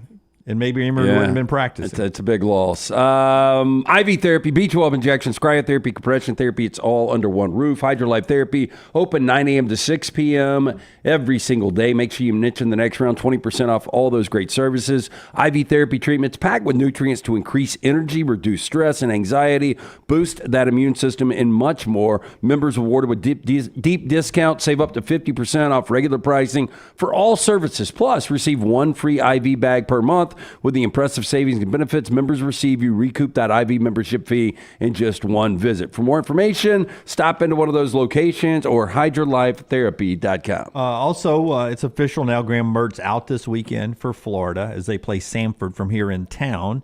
DJ Lagway will start. Lagway will start. And it is, it's the future for Florida, so some excitement for the fans there. I mean, you just wonder, Lance. I mean, Graham Mertz was good last year. That's why it's weird to even have this conversation. But you just wonder if Billy Napier injured himself into a little better situation here for him. I mean, you get to see the future, and if Lagway comes in and tears it up, this may save Napier. Yeah, it's a point that I made yesterday. This is an opportunity to bring in the future. And if Lagway is really good and even you're losing maybe high-scoring games, then I think Florida fans might be able to stomach knowing that this is the future and this is a guy you brought in being Billy Napier. 6-6 with Mertz and 6-6 with Lagway are probably going to feel different for a very Florida different, fan. yes. And you would be like, Billy did go 6-6, and this Lagway kid could play, and he likes Billy. Let's give him another year. I mean, He may leave if Billy leaves. Yeah, Napier could have injured himself into a better situation here. I don't know. Okay, so that's one thing happening this weekend in the SEC. Another thing, Tennessee, we haven't really talked a ton about this, is on the road to play NC State. And NC State's number 24 in the country, 14th ranked Tennessee. Everyone's feeling really good about the Volunteers because of Nico and the way he looked. Everyone's questioning whether NC State's any good because they struggled with Western Carolina. Everybody makes their biggest improvement, guys, between game one and what? Game two, Jim. That's what they say. Week 2. Yeah, that's what they say. So we'll see. It didn't happen for Florida State, but they do say that. So we'll see if it happens for NC State, if they can improve. Do you have a feel on this game of where we're going, Tennessee and NC State? And do you think NC State can stand up to the mighty Volunteers from Knoxville, Tennessee? I mean, the good news for NC State, the bad news, you were down to Western Carolina in the fourth quarter. The good news is Grayson McCollum's experience able to lead you back, and you end up winning that game by 17. For the first time in 20 years, NC State had a 100-yard receiver and a 100-yard rusher that scored multiple times. Wow. So you've got, in Jordan Waters and the Concepcion, the wide receiver, you've got a couple of weapons for Grayson McCall. I don't know. This will be an opportunity, though, to see what you're going to get with Tennessee secondary, because I think that is really the question mark when you look at the Vols. Now, you go back to Chattanooga, and it's hard to get a gauge on that game, and you talked about Nico and where the ball placement was. Nico, not only the 314 yards and 3 touchdowns in the first half, but the Mocs didn't cross midfield in the first half. So Tennessee's defense, I know it was UT Chattanooga, but still, to not let them cross midfield is pretty impressive. And that means every coverage was buttoned up. Two things. Number one, I don't know, y'all may not have seen this. It was so short, but the UT Chattanooga coach was asked in his press conference this week, do you think you'll see another quarterback this year like Nico? Which is an insane question. I mean, they're playing in FCS. The coach goes, I sure as hell hope not. Such a good answer. That's fantastic. Yeah. I was on in Charlotte yesterday, the Rush 730. Mark and Bobby had me on there. Yeah. The afternoon party with Bobby and Mark? Yeah, the Rush 730 ESPN Radio in Charlotte. This is how they phrased the question. How can NC State can you find a way to give them a chance at this game? How do they stay on the field with Tennessee? I'm like, dang, man. Hey, wow. Yeah, that was in Charlotte. Well, I'll tell you, in Nashville, Tennessee, our buddy Ron Slay took a call yesterday from a Volunteer fan, 3-hour lunch up there. Great radio show. And, Slay, who comes on our show, he always brings the enthusiasm. And he had a demand, a warning for Tennessee fans about this season. Here's how it went yesterday, 3-hour lunch. I am not going to get excited because when we beat Oklahoma, if we can beat North Carolina State, if we can beat Florida, and we can get to that Alabama game, then I'll get excited. But why? BVS alert. Why? BVS alert. So, Vol Nation, excuse Ed. You know what I mean? Let him speak for about 10 of us. Hey, y'all, look at all the shows. Let this fuel you. We want to go into every arena. We want to go to Norman, take it over, be drunk, be wild, be belligerent. We want to go to Charlotte, be belligerent, be drunk, be wild, be obnoxious. We want to go to Vandy. We want to watch that new, beautiful, big jumbo screen. We want them to be undefeated. We want to be wild, obnoxious, drunk, belligerent. Everybody, and then make it home safe to do it again next week. Look at all that. Go crazy. Y'all, hey man, do not ride on this ride with no seatbelt. I'm telling you right now, take your seatbelt off, put your arms in the air, have a good time. Wave them like you just don't care. You damn right. Go left, right, up, down. All we do is win. Hey man, enjoy this one. Don't you sit on that couch and bite your nails when you could have been having a good time jumping and cheering and pointing in somebody's face. Go Vols! Because that's all we know. 3-hour lunch in Nashville. Slay brings the enthusiasm. His point is, don't sit back and be nervous about this Tennessee team. Jump on the ride now. You got some great games coming up. Can Tennessee be the surprise team in the SEC this year? I mean, if Nico's that good. There are people after 1 week that say he might be the best quarterback in all of college football. That's a little too quick on that. But he looked good, man. But, we'll see. If he is that good, I did say before the season, I felt like this version of Tennessee would be much more like the 2022 version that won 11 games with Hendon Hooker. Yeah. Yep. I've just got a feeling that Tennessee is going to be good. And I also said this, I don't know who that team was going to be, and I started to lean it would be Texas A&M, and that doesn't look good now. But I think there will be one of those fringe teams in the SEC that will make the college football playoff, and maybe it's Tennessee. MyBookie.ag chat room, MyBookie.ag, promo code next round over there. Morgan says Tennessee is coming into Tuscaloosa with 2 L's. Game's in Knoxville this year, by the way. Yeah, so they ain't coming into Tuscaloosa now. They may have 2 L's, but they're not coming into Tuscaloosa. Tough situation up there. Another one of Alabama's tough games. I think I am right about that. Knoxville road game. Yeah, okay. Yeah. I think there are 2 quarterbacks and 2 passing attacks and offenses that everybody was really excited about. Their fan bases were super excited about from week 1. But I think it's hard to put into words how much the level of competition gets dialed up from week 1 to week 2, and it's Tennessee and Auburn. And I'm not saying that means that they're going to take massive steps backwards. In fact, I'm saying if they look good again, get super excited about it. But to go from Chattanooga's defense to NC State's defense and to go from Alabama A&M's defense to Cal's defense, that's a significant step up. It is, significant step up in both those cases. So if Nico and Peyton Thorne or one or the other looks really good again, I get super excited. But also, I don't think the expectation needs to be that Auburn's going to go in against Cal and it's going to be the air assault you saw Saturday, or that Nico's going to go play NC State in Charlotte and it's going to look like it did against Chattanooga. I don't think it's a fair expectation for either fan base. But even if they throw for 298 yards instead of the 400 they threw for last week, these are good defenses they're about to play. Justin Wilcox is a good defensive head coach. I Dave Doran's a good defensive head coach. We'll get a really good gauge on both NC State and Tennessee this week. Yeah, good matchup. Not being talked about enough. A good contest. Daniel over in the MyBookie.ag chat room. NC State really missing their star linebacker from last year who captained that defense. That's replacing a star, especially a guy who called the signals on defense, is always important. Peyton Wilson, now playing on Sunday is really good. Yeah, really good. All right, a couple more things to do in this segment. Basketball fans, please note later today at 1:20 Central, not 2:20, 2:20 Eastern if you're watching us on the East Coast. 1:20 Central from Versailles, just outside of Lexington, but pronounced Versailles up there. Versailles, Kentucky. Looks like Versailles. So it's Versailles in France, but it's Versailles in Kentucky? Versailles, Kentucky. It is where Woodford Reserve comes from. It's also where basketball 5-star everything, 5-star plus, Jasper Johnson resides. Excuse me, Jackson.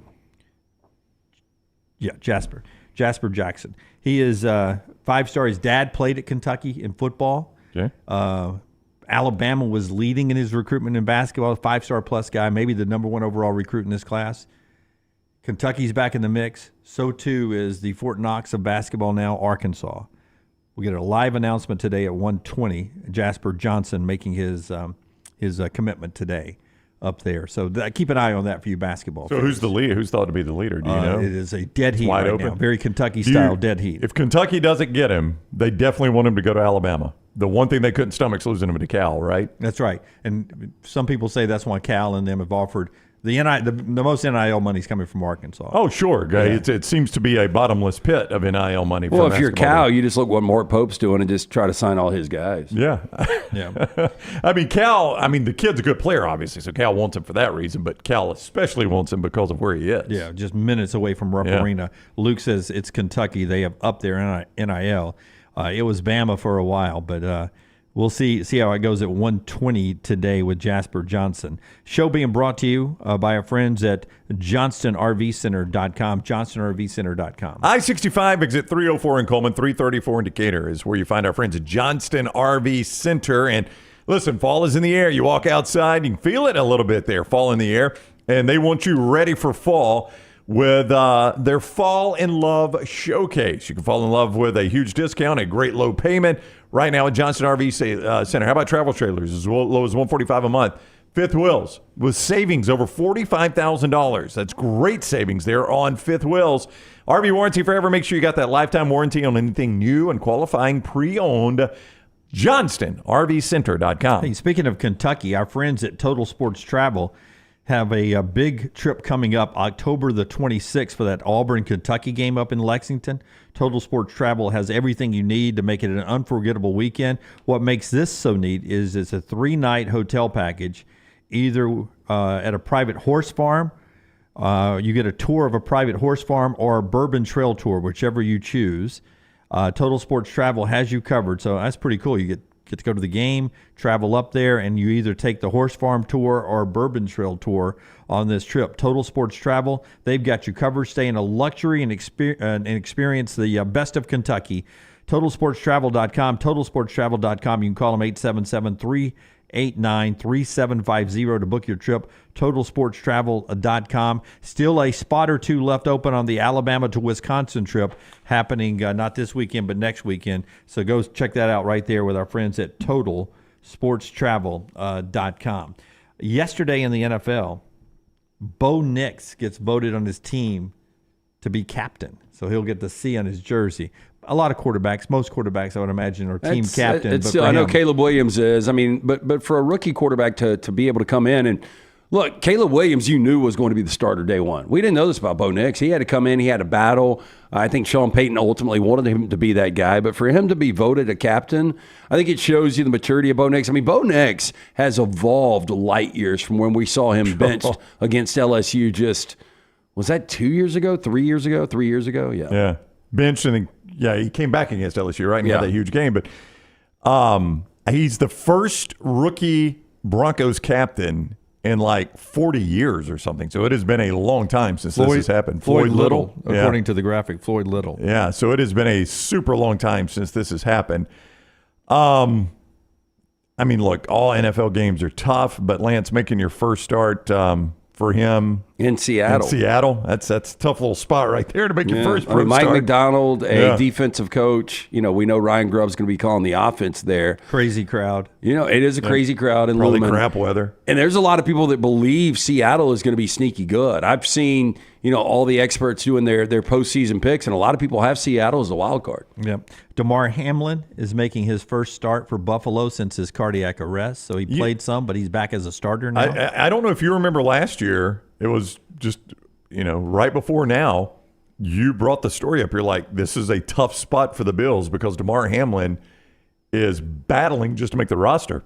Yeah. Excuse me. There were thoughts last year he might actually at least end up on practice squad, if not get outright released. That's right. And now he's starting. That's not the best comeback he's ever had by any stretch of the imagination. But that's one heck of a comeback to go from about to maybe be cut or put on the practice squad to starting in a year's time. Buster only talks baseball in the next segment, but back to the game tonight quickly. Xavier Worthy making his debut for the Chiefs. Ravens-Chiefs 7:20. It's banner night. Hang the banner for being the Super Bowl champions. Impact on the game initially, his first NFL game. Do you expect the X-Man make some plays? I think he could. Marquise Brown, Hollywood's going to be out. So if you're looking to really take the top off the defense and take a couple of shots, which I fully expect, Andy Reid to do against this defense. I think Xavier Worthy's going to have an opportunity to make a couple of plays tonight. I'm really interested to see Travis Kelce because, Travis Kelce seemed bored last year in the regular season. He's about to turn 35 years old, and that's typically an age where guys really start to lose a lot of gas. He still almost had 1,000 yards receiving in the regular season and 5 touchdowns, but it seemed like he had that in the postseason last year. Yeah. I mean, he was so dominant in the postseason, and how engaged, how focused is he going to be with this offseason where he was doing a million different things? They got their own cereal, he and his brother. Is that legitimate? I don't know. I have not seen that. Oh, yeah. It's like a... Well, I tell you what, find that, and we'll bring it back up later on when we talk more about the game, because Taylor's going to be there as well, from reports happening. Taylor Korn? I don't know if it's Taylor Korn. Or Taylor Swizzle. Yeah, or Taylor Swift. One of them will be at the game tonight. All right, Hemp Hill Services for your heating and cooling. We're down to the 50s today. It's good to start thinking about getting that heat checked. Yeah, make sure that you've got those units up and running the right way, and you can do it with our friends at Hemp Hill Services. Trust the name. Birmingham has trusted since 1954. Look, I have to call these guys all the time. They are fantastic, though. Adam, Chad, Andrew, make sure you tell them the next round sent you. If you experience any plumbing, heating, or cooling issues in your home or business, they're ready to serve you. Hard to stop a train, 205-229-2090 or hemphillservices.com. Take the next round anywhere you go with official Next Round gear. Buy yours today at nextround.store.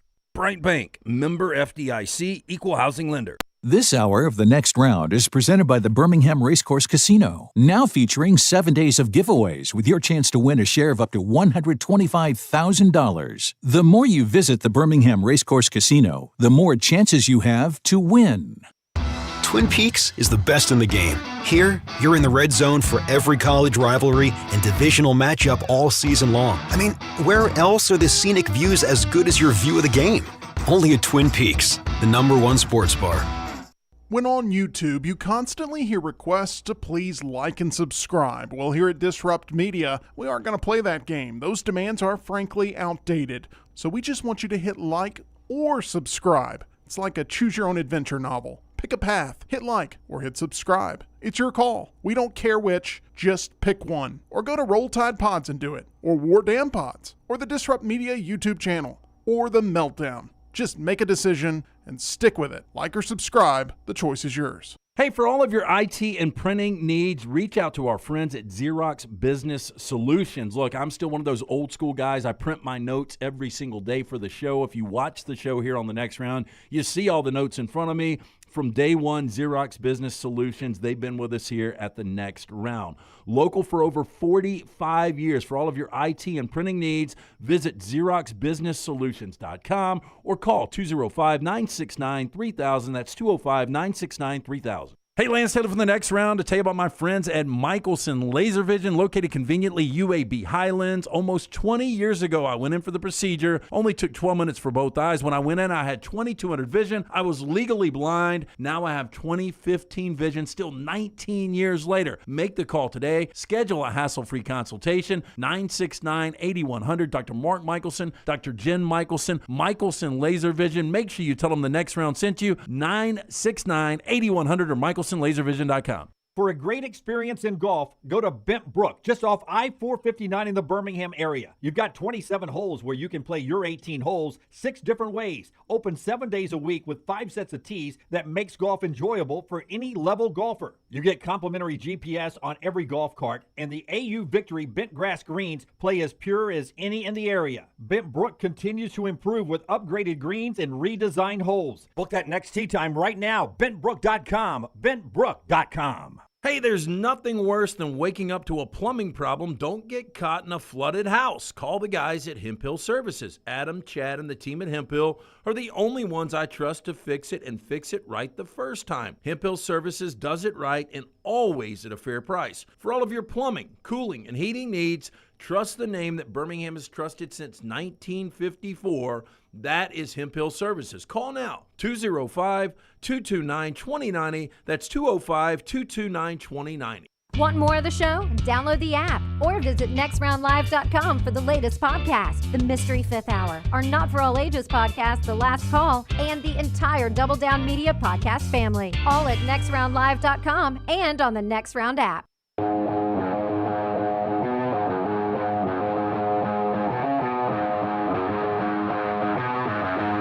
Buster Olney joins us momentarily. Milo's back this football season with a great thing that they're putting together, helping people out, LT. Milo's great lunch place. In fact, it was the Meltdown guys who come rolling through with Milo's yesterday, and we all were like... It changes the smell of the whole... I was about to say, I can smell it right now. Did you guys get Milo's for us, too? And they were like, heck no. This is the Meltdown's Milo's. I want it now. The company's Milo's. So last Thursday, I picked Jack up from school, and the first thing he wants is a snack. He's like, you have no idea how hungry school can make you. And he wanted to go through Milo's. And so we went to the drive-thru, and he was like, I just want a snack. His snack consisted of the cheeseburger all the way, a toasted cheese, 2 Milo sauces to go, and a cookies and cream milkshake. That's a phenomenal snack. Yeah, I like Jack's play there. Snack before we ate Mexican that night. But anyway, stop in. Good to be 17. September is the month for hunger awareness. Did you know that 1 in 5 people just in Central Alabama experience food insecurity? Milo's Hamburgers has joined the fight against hunger. They're inviting you to do the same. All Milo's restaurants will serve as drop locations for food supplies for the Food Bank of Central Alabama from September 4th, which was yesterday, through the 20th. When you donate a canned good or any non-perishable food item, you get a free regular drink. Together, we can make a difference. Stop in to one of those great Milo's locations today. Love Milo's. Can't wait to eat it when the Meltdown brings it to us. Did you see last night Kyle Schwarber hit his 13th leadoff home run? How great is that to start a baseball game? One of the most unique leadoff guys we've ever seen. Yeah, it doesn't look like the speedster, right? He's a bulky guy, but 13 home runs. I think that ties Soriano with 13 leadoff home runs. Buster Olney is with us now. He joins us each week. This time, talk Major League Baseball from ESPN. Welcome in, Buster. How are you today? I'm doing okay, guys. How are you doing? Doing fantastic. Thank you very much. If I made you project one of these, would you feel... What, Buster? I you know me with projections. I'm like, oh my gosh. Okay. And it's still living down that Braves and Mets projections. This was going to evolve the Braves and Mets. I'm not asking you to project. I'm saying, would you have more confidence projecting the eventual winner of the AL East or this race between the Braves and the Mets? Which one would you have more confidence in projecting, you think? You know, I'm going to say that I'd have more confidence saying I believe the Braves are going to hang on. Whereas I think the Orioles and Yankees situation, Melanie Newman, who does a great job as part of the broadcasting teams with the Orioles, had the perfect, I think, comparison with the Orioles and the Yankees being a game of hot potato. Here, you take it. No, you got it. Hey, no, you got it. Where you have the Yankees, go down to Texas and their bullpen erupts and Clay Holmes loses his job as their closer.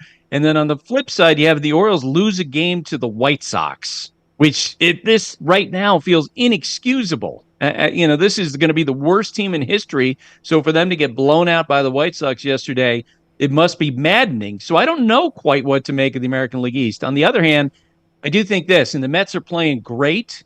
The Braves schedule down the stretch is so much easier than the Mets schedule. And the Braves pitching, you guys have seen it, it's a metronome. 23 straight games, 3 earned runs or fewer in each of the 23 straight games for the Braves.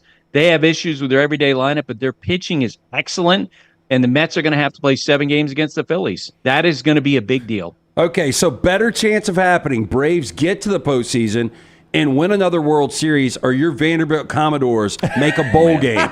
They're already 1-0. They only need 5 more wins, Buster. How good was that win, man? Man, and I hate going against my alma mater.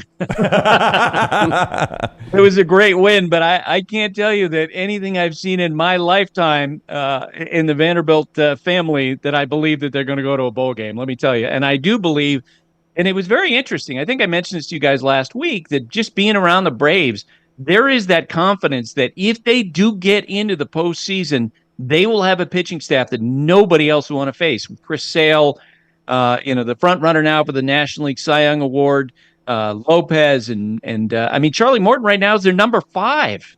I mean, there are other teams in baseball would die for Charlie Morton as a number 2, and he might not even be in their playoff rotation.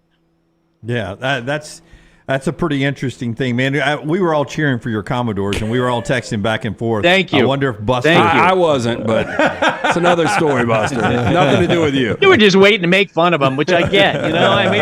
Let's talk again about all this in baseball season. Hey, listen. We can talk about the good. Let's talk about the bad.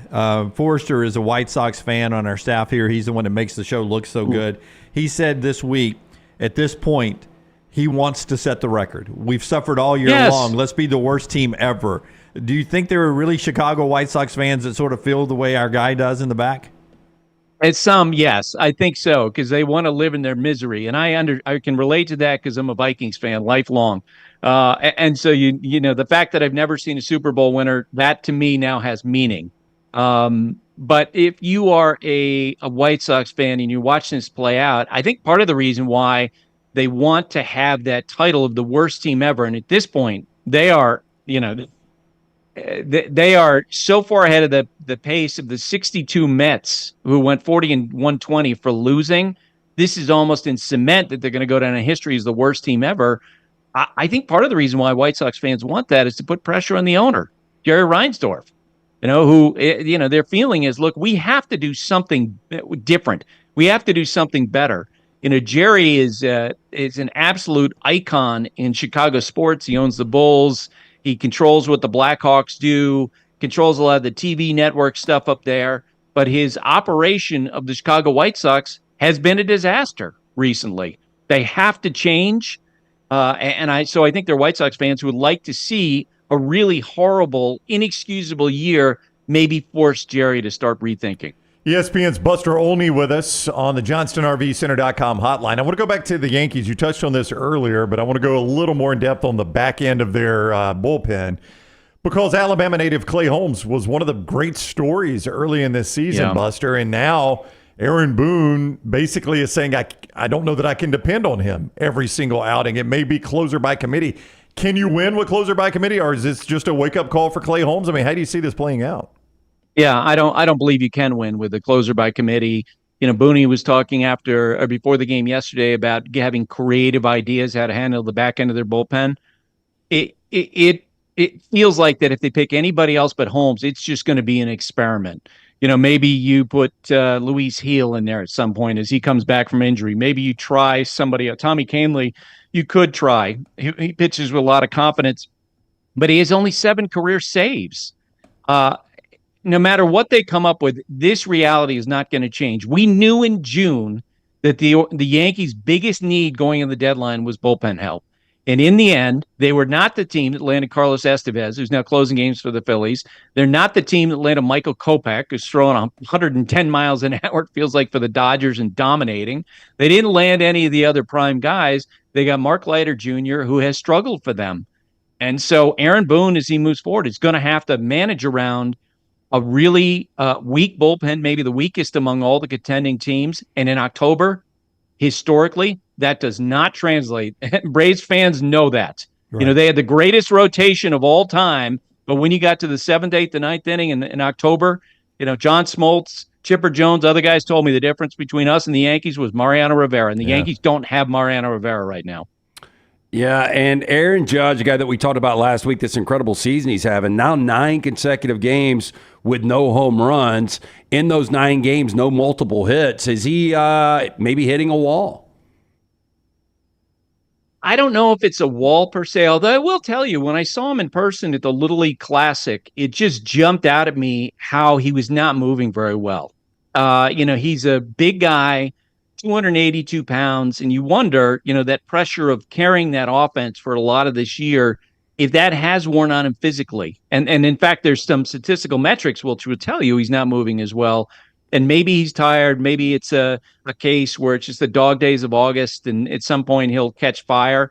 I also think that historically he's someone who is prone to slumps.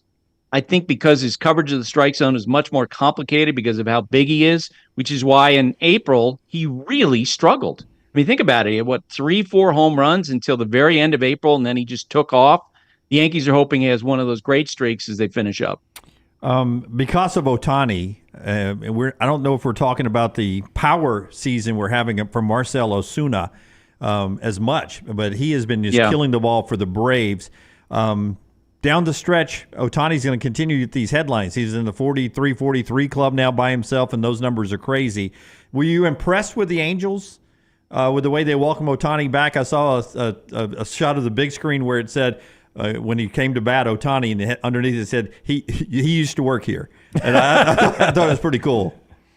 Yeah, that's what I thought. And, they do a little tribute. There were some writers who thought that they should have done more. And I was shrugging my shoulders. I'm like, look, at some point, how much is enough? Yeah. To me, they acknowledged him. I've never spoken with anybody in the Angels organization who had hard feelings about it. They wanted to re-sign him. He made a decision. I think they viewed that with respect, understanding that he just wanted to go to a different place. But the idea that you're going to have bouquets and roses and lay out the red carpet for him when he's playing for the other team, I didn't quite get that. And I thought that what the Angels did was totally fine. And I agree with you. When they have that up on the big board, used to work here, made me laugh. Yeah, it was a good one. Whoever's running the big screen. Yes. Yeah, one of our coworkers, Emily Grace McWhorter, she hosts the Pennant Grace Big Braves show here on our platform. Also covers the SEC for us. She's got a personal connection with Ben Joyce, and Buster, 105 miles per hour is fast no matter what it is. But when it's a baseball coming at you, that is moving right there. We've been caught up in Skeen's numbers, but here comes Ben Joyce from Tennessee. This is all he did at Tennessee was throw 100 plus. I mean, normally guys don't do this. This is abnormal for humans to do. Now, 100%. And the fact that he has improved his command to the point now where he is a big weapon. Ron Washington, I don't know if you saw his quote, his manager of the Angels, said that he's just, when he watches him pitch, he hopes that when he throws the ball, his arm doesn't come off with it. Yeah, I would to your point about how unusual it is for somebody to throw this hard. And velocity has been such a topic of conversation around baseball in the last 72 hours after Whit Merrifield got hit in the head the other day. He was furious about it. He told reporters he's going to meet with the rules committee and talk to them about, what can we do about this? Because you have so many guys throwing so hard right now. And I tell you this, there's some position players, they're starting to get concerned about all the hit batsmen, guys like Austin Riley getting hit by pitches. They want some sort of penalty put in place. If you hit a batter, if you injure a batter, ejection, suspension, that sort of thing, to at least have pitchers put guardrails on. The good thing is the way Ben Joyce is throwing right now, he doesn't need guardrails. He's throwing 105 and he's striking people out. Do you know the rule, Buster? If his arm comes off with the pitch, is that a dead ball? Is the ball in play? What happens? I think technically, I'm a former umpire. I would call a balk in that situation. That's a balk if his arm comes off with the pitch. Yeah. Boy, that's extreme. It's a tough way to lose one. I mean, what did they call Dave Dravecki? Remember Dravecki's arm snapped? Oh, that was terrible. A ball. That was a ball. Yeah. Yeah, that was terrible. I remember that. Him just lying in a heap on the ground because his arm just snapped in mid-delivery. Terrible video. On a much brighter note, Buster will be at Astros Diamondbacks. Two really, really good. That's a fun game Sunday night, Buster, that you guys have. And Justin Verlander, future Hall of Famer, in a really important start because he has struggled of late, and the Astros are going to be making choices here in the next 3 weeks about what they're going to do with their postseason rotation. Do you golf, Buster? Are you a golfer? Very badly, and I have no temperament for it, and I'm coming at peace with that and making my peace with it. Okay. Why? I was just wondering, Arizona. I love that when you're there in Phoenix. Good golfing. I always love that. I'm going to send you my favorite. I'm going to get Brown to send you my favorite breakfast place in Phoenix. Okay. Okay. If you're not a golfer, well, this game is in Houston, actually. Yeah, it's in Houston. Yeah. Well, the way you said Astros Diamondbacks. I figured it was in. Well, that's who's playing. Yeah. I didn't say where it was. Sportscasting 101. The home team's always last. Yeah. Okay. Yeah. But I need to hear that for spring training next year because I will be there then. We'll do it while it's fresh on our mind, so I can send it to Buster and he can earmark that. Okay. All right. I've got nothing in Houston, Buster. Nothing. Not a big fan of H-Town. All right. So Diamondbacks at Astros. Is that better? That's what you'll have Sunday night ESPN with Buster and the crew. Thank you very much, Buster. Have a great weekend. See you guys. All right. Take care. Buster with us on the JohnstonRVCenter.com hotline. Yeah, and a lot of great racing going on this weekend at Barber Motorsports Park, by the way. Excitement in the air as the Fanatec GT World Challenge of America rolls in. That's September the 6th through the 8th. That's this weekend. It's happening right now. So you can get out to the track. High-octane weekend. You don't want to miss it. You can witness some of the most iconic sports cars, like the Lambos on the track, with the McLarens, the Porsches, the Ferraris. They're all battling it out door handle, bumper to bumper.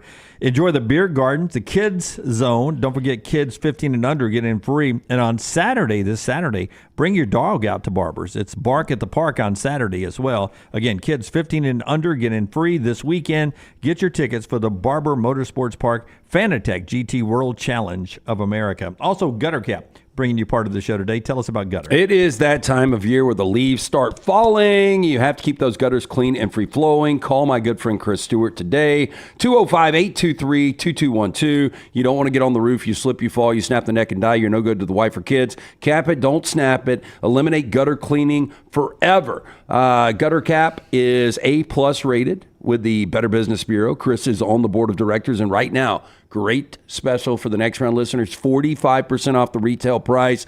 Call 205-823-2212. Absolutely free estimates. For more information, guttercapbirmingham.com. By the way, Rockstar's 4 Downs coming up here in just 1 second. I did want to show you something misreported on social media last night, that Cooper Manning paid the Graduate Hotel there in Ann Arbor to fly the Texas Longhorn flags outside. You see the flags here. The rumor was that Cooper Manning paid to have the Texas flags fly outside. People at Texas says the Graduate always flies the opposing team's flags as they stay at the hotel. Model, yeah. It's the team hotel. Oh, so the team hotel is the Graduate. Yeah, the Graduate is the team hotel. You ever stayed at one of those? A Graduate? Yeah. I have not. They're pretty cool hotels. Yeah, I've heard. Yeah, they're Didn't you stay in one in Oxford? I've stayed in the Graduate in Oxford, which I think is the original. I've stayed in the Knoxville one. The one in Nashville, is Dolly Parton themed. I've stayed in that one. Oh, wow. I think those are the 3, Knoxville, Oxford, and Nashville. I've Really stayed in. big, bulky pillows in the one in Nashville?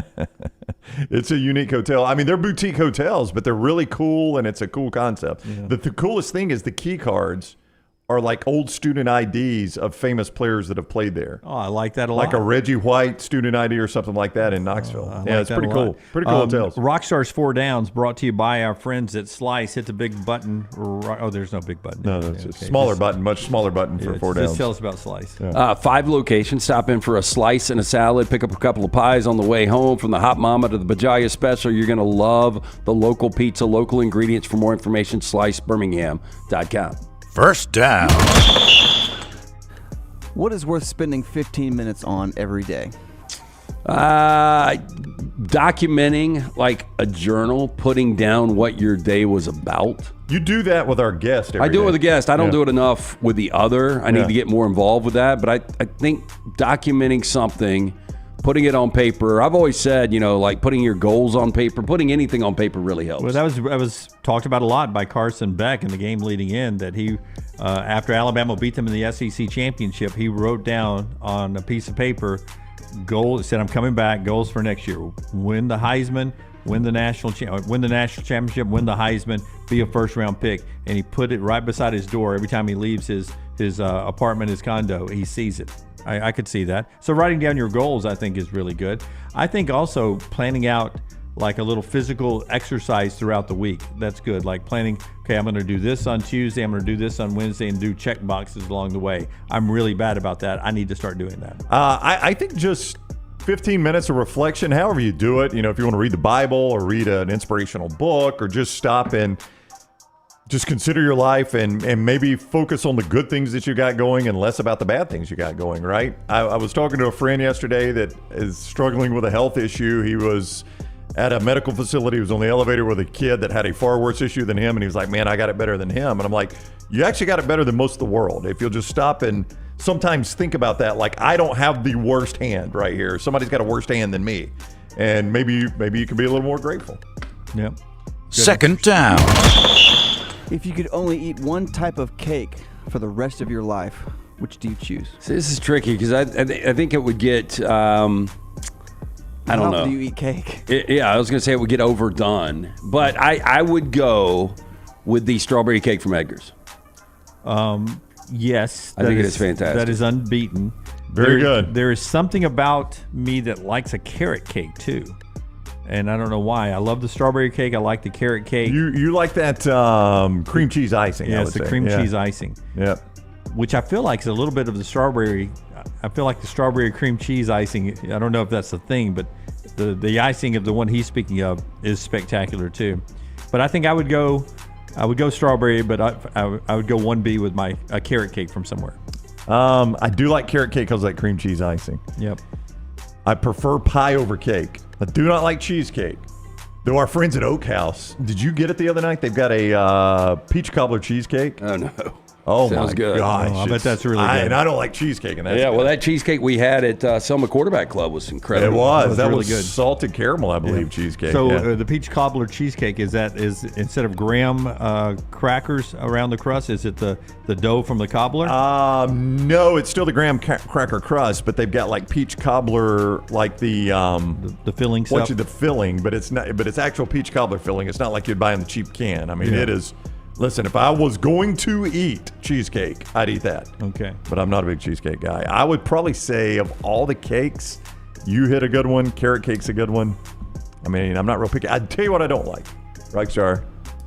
I don't like the fondant icing. You know what I'm talking about? Yes. It's just for decoration. It's Yeah, not it's for pure flavor. decoration, and then I don't get icing. I just get cake. Yep. I want icing in my cake. No, I like the icing more as a kid. I like the cake more. I do too. I Butter want a cake. good cake, and I've never understood cupcakes because you get all that icing on the top, but at the bottom there's nothing. It needs to be. And the good cupcakes are so sloppy to eat because the icing's going to get up on your nose. Yeah, it's and all almost that. like you could, like you have a filled donut, you could almost put filling in the cupcake. I think some people have started to do that, but on a cupcake, I pull it out and I go fork now just so I can get some of the icing with the bottom. Some people say you should pull it in half, put it on top of the icing to make a sandwich. Yep. Okay. That is all right. It seems messy, but My Yeah, grandmother used to make cupcakes are messy. hummingbird cake. I don't know if you've ever had hummingbird cake, but it's fantastic. Is it like in a pan and you have to almost with a spoon? It's just the flavoring, like the icing was. Okay. I don't know exactly what she did, but she called it hummingbird cake. My grandmother where's the hummingbird reference? Yeah, that's what I don't know. Her joke was always like, "Those suckers are hard to catch, so y'all better enjoy this cake." And she made that joke every time, but it was good. My grandmother made something where maybe she just could cook, but she made something where the cake wasn't really together a lot. It was a little bit more juicy, and you really had to use a spoon for it. Yeah, That sounds good. No, it was Juicy delicious. cake? It was called a mist delicious. cake. Yeah. Was it just she didn't have a lot of ingredients to work with, so it was just kind of Maybe we were missing flour that day or something. I don't know. Charles says fruit nuts and pineapple in the hummingbird cake. Wow. There you go. I like It was pineapples, but not in my cake. It was good. Not sure I like fruit nuts. Third down.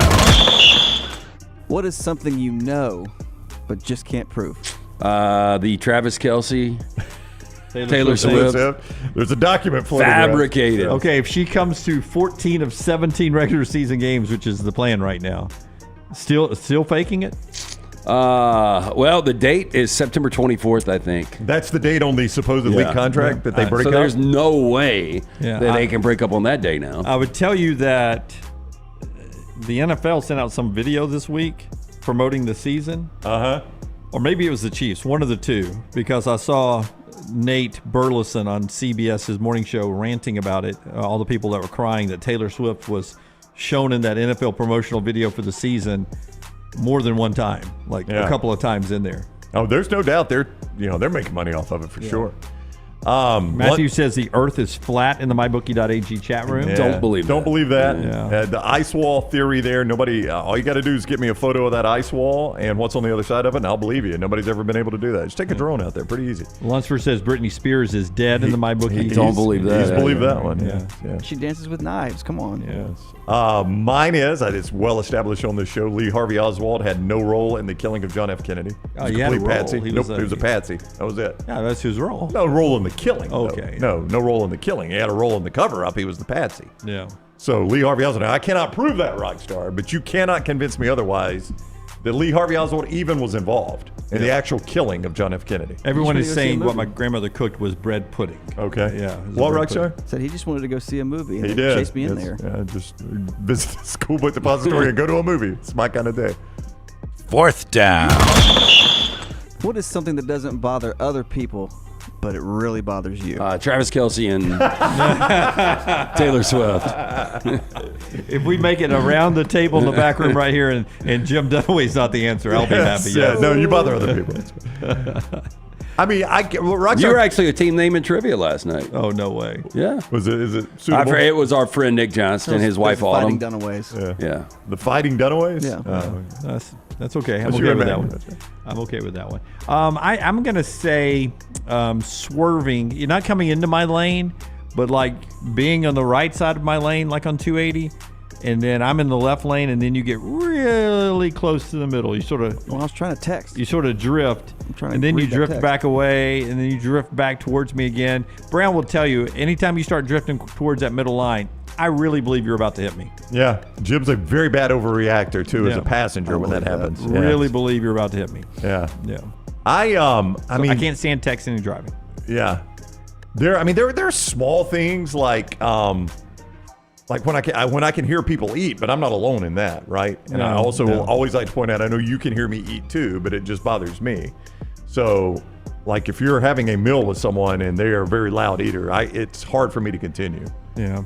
I understand, but I mean, I'm with you all the time. I eat loud. You do? I'm a loud eater. Yeah, you did it the other day. What do we have out there in the lobby? Oh, it was when who brought lunch the other day? Oh, the Pavliks brought us some big ziti. Yeah. But I fought through it. I did not get up and move. Yeah. I used to apologize to everyone in the lobby when I'd sit out there and eat. I was like, hey, first off, this slaw has a lot of onion in it. Yep. And some love the pre-apology. Yeah. So this is I know. this is gonna not smell. It's gonna smell, but it's got a lot of onion, and I like it a lot. So I'm gonna smack a lot too. So yeah, that's right. So here we go. At least you apologize. Yep. And that's 4 Downs, brought to you by our friends at Slice. Stop in and enjoy the incredible food that Slice is, created by the late Jeff Bajaya. His brothers Jason and Chris continue to celebrate his legacy. Get in, tell them the next round sent you. 5 locations. For more information, slicebirmingham.com. And our friends at Gray's Tree Service, because I thought we were hitting a big button to start. Oh, that's the only mistake we've made today is that? Well, that's one of them that we've made today. It seems like there was another one along the way where...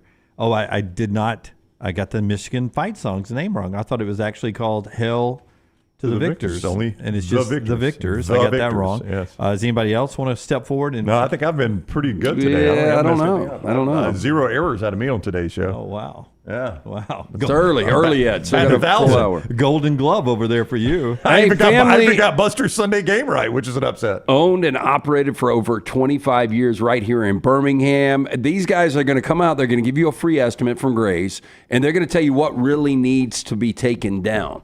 There are other tree services around there that I'm sure that probably would be like, you know what? You've got 8 trees, not 4 trees. Grace maintains a fleet of specialized cranes and lifts to get the job done right and prevent damage to your home. You've probably seen them rolling around town, trusted by nearly every golf course in town and the Birmingham Zoo. There is no competition. Call 205-281-6100. Scan that QR code you see right now on your screen or visit graystree.com. Again, these guys came out, extracted 4 trees just a couple of months ago from my house. Rocky said many more from his.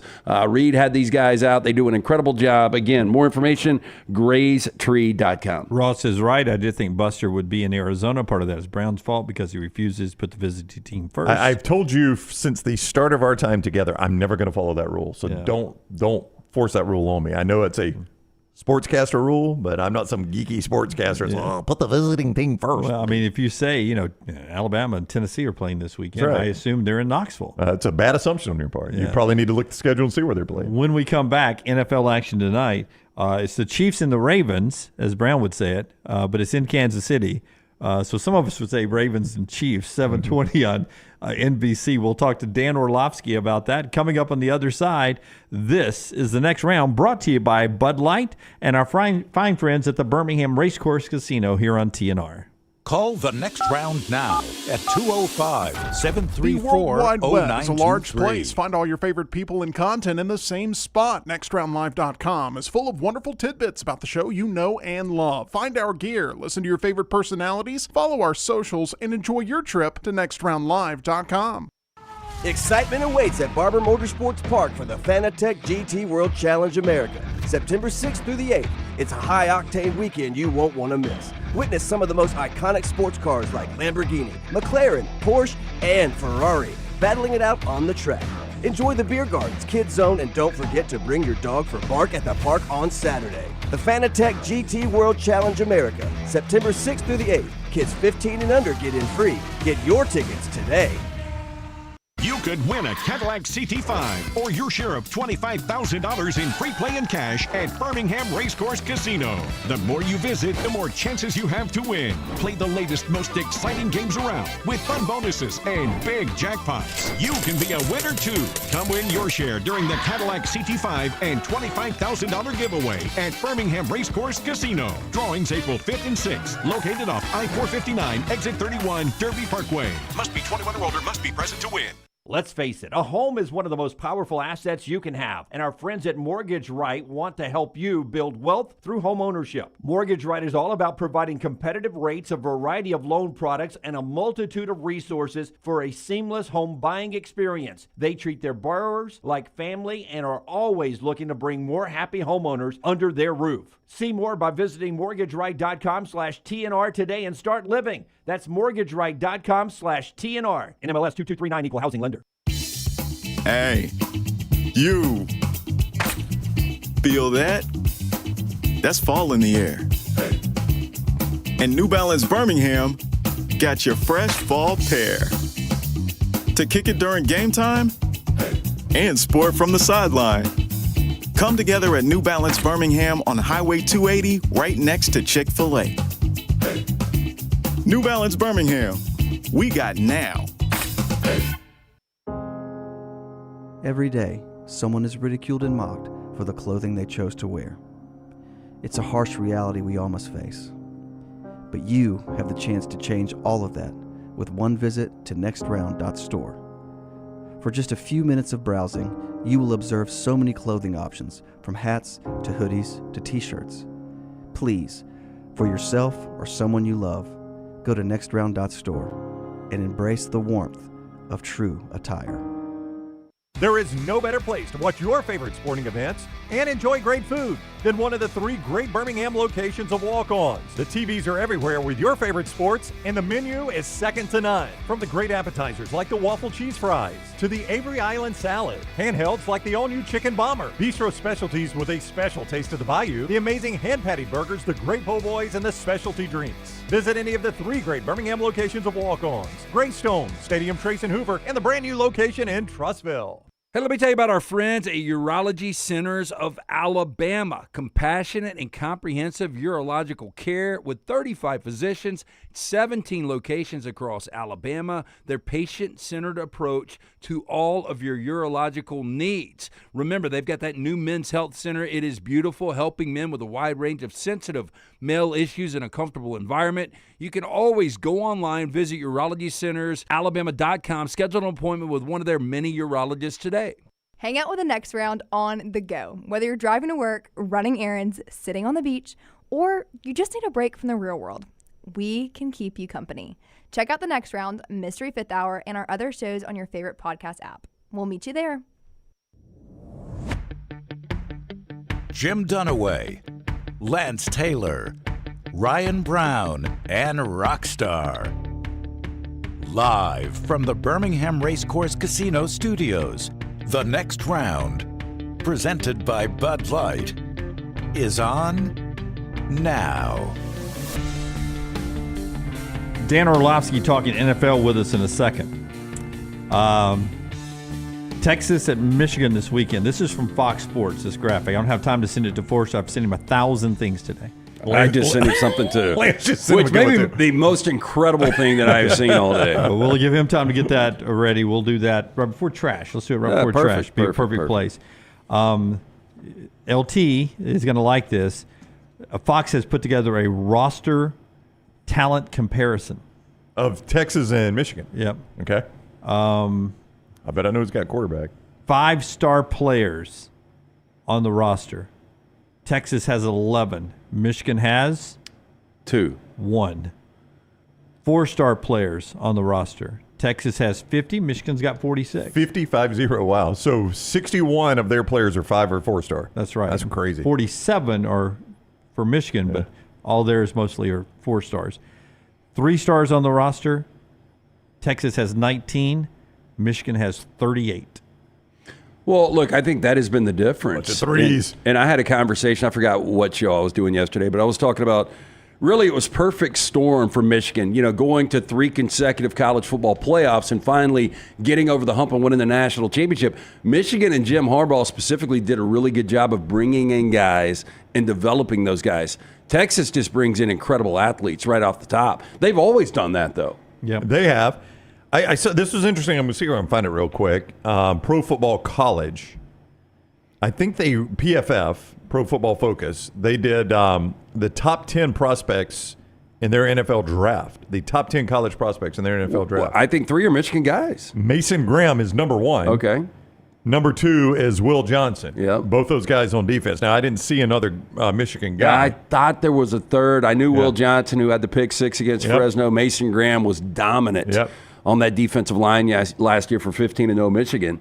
That's the thing. Michigan had 13 guys drafted. So what's more important, having 5 stars on your roster or guys that actually get drafted? Oh, develop. You can be a 3-star and develop your way into being a great first-round NFL draft pick. Happens often if you're at the right place and continue to improve and grow. Continuing to improve and grow is what Sterling's done with our friends at Champy's Chicken. Champy's Chicken on Highway 119 in Alabaster. Sterling and his crew have been there for over 10 years. It is the best Southern fried chicken. It is a destination lunch location. It's brined overnight. It's cooked to order, never setting under a lamp. They've got Mississippi Delta recipe tamales for an appetizer, or maybe you want to make it as a meal, but it's perfectly packaged to take to your tailgates, including hand-cut, hand-breaded chicken fingers. It's the best. Champy'sChicken.com. All right, it is back tonight. The NFL Ravens and Chiefs. Did I get that one right, Dunaway? Did I go visiting team first? Visiting You're team welcome. first, always. Our man looks like he just got out of Tom's bachelor party in Succession. What's up, Dan Orlovsky? How are you? I'm great. I want some chicken after hearing that read, to be honest with you. So I'm doing great. I hopefully you guys had an amazing summer.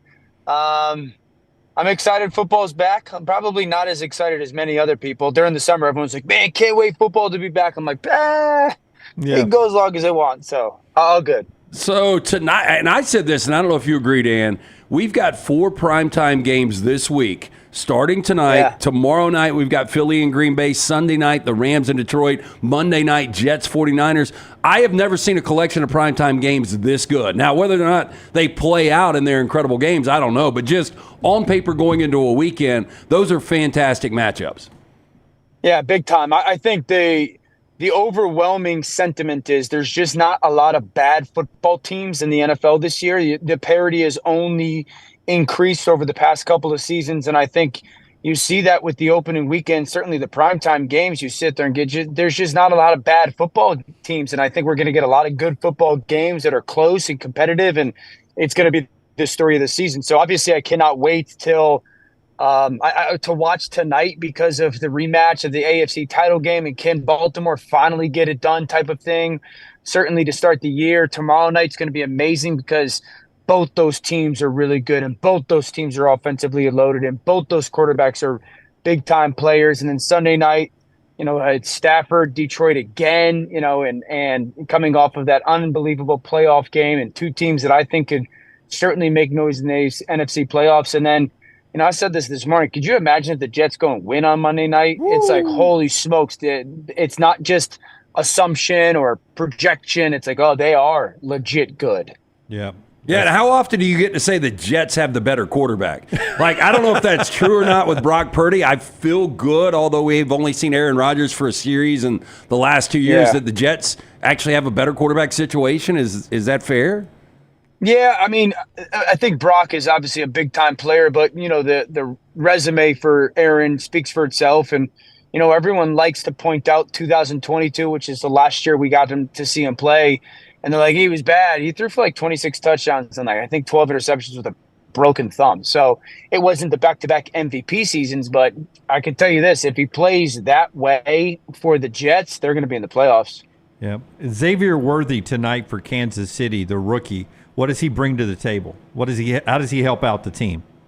Yeah, he brings Tyreek back in many ways. He brings that offense back to when they had Tyreek Hill, and it's that vertical speed. And I think we'll see Andy Reid in this offense use Xavier Worthy in the way that maybe Miami has used Tyreek Hill with some of that motion that happens right full speed at the snap, and all of a sudden the defense is like, oh my gosh. And so I do think that they're going to take shots down the field with them, but I also think just the attraction of bodies, just out of the respect of the vertical speed and some of those deep balls is going to just gravitate and pull defenders his way. And I think it's going to open up some stuff, for more chunk passes for Kelsey, for more chunk passes for Rashee Rice. So it's a lot of pressure, obviously, to step into that role, that element as a rookie, and we'll see if he's capable of it. I think he is.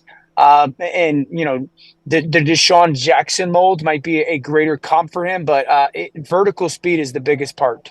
Super Bowl MVP versus the league MVP tonight. I feel like us in the media will overreact tomorrow about whoever wins this game has passed the other. Is that something that will happen? Do we put too much in individual at this quarterback position in this battle? Oh, we always do. We always do it at that position. The big thing is, no matter if Baltimore wins or loses tonight, if they make the playoffs and they got to see Patrick and them again, we are going to sit there and say, and rightfully so, can Baltimore beat them when it matters? That's rightfully so. Now they got to go prove it to themselves and prove it that they're capable, and the addition of Derrick Henry matters. But if they win tonight and they got to play again in January, we're going to say, well, you did it in the regular season. We've seen you do it in the regular season. Go do it in the playoffs. And I don't think that's unfair. It's not a Lamar versus Patrick thing, obviously. And if Kansas City, goes out and loses tonight, they did last year. And so to start the season. So I do think that there's more of the unknown in Baltimore. The loss of Patrick Queen, 3 new offensive linemen, a new defensive coordinator.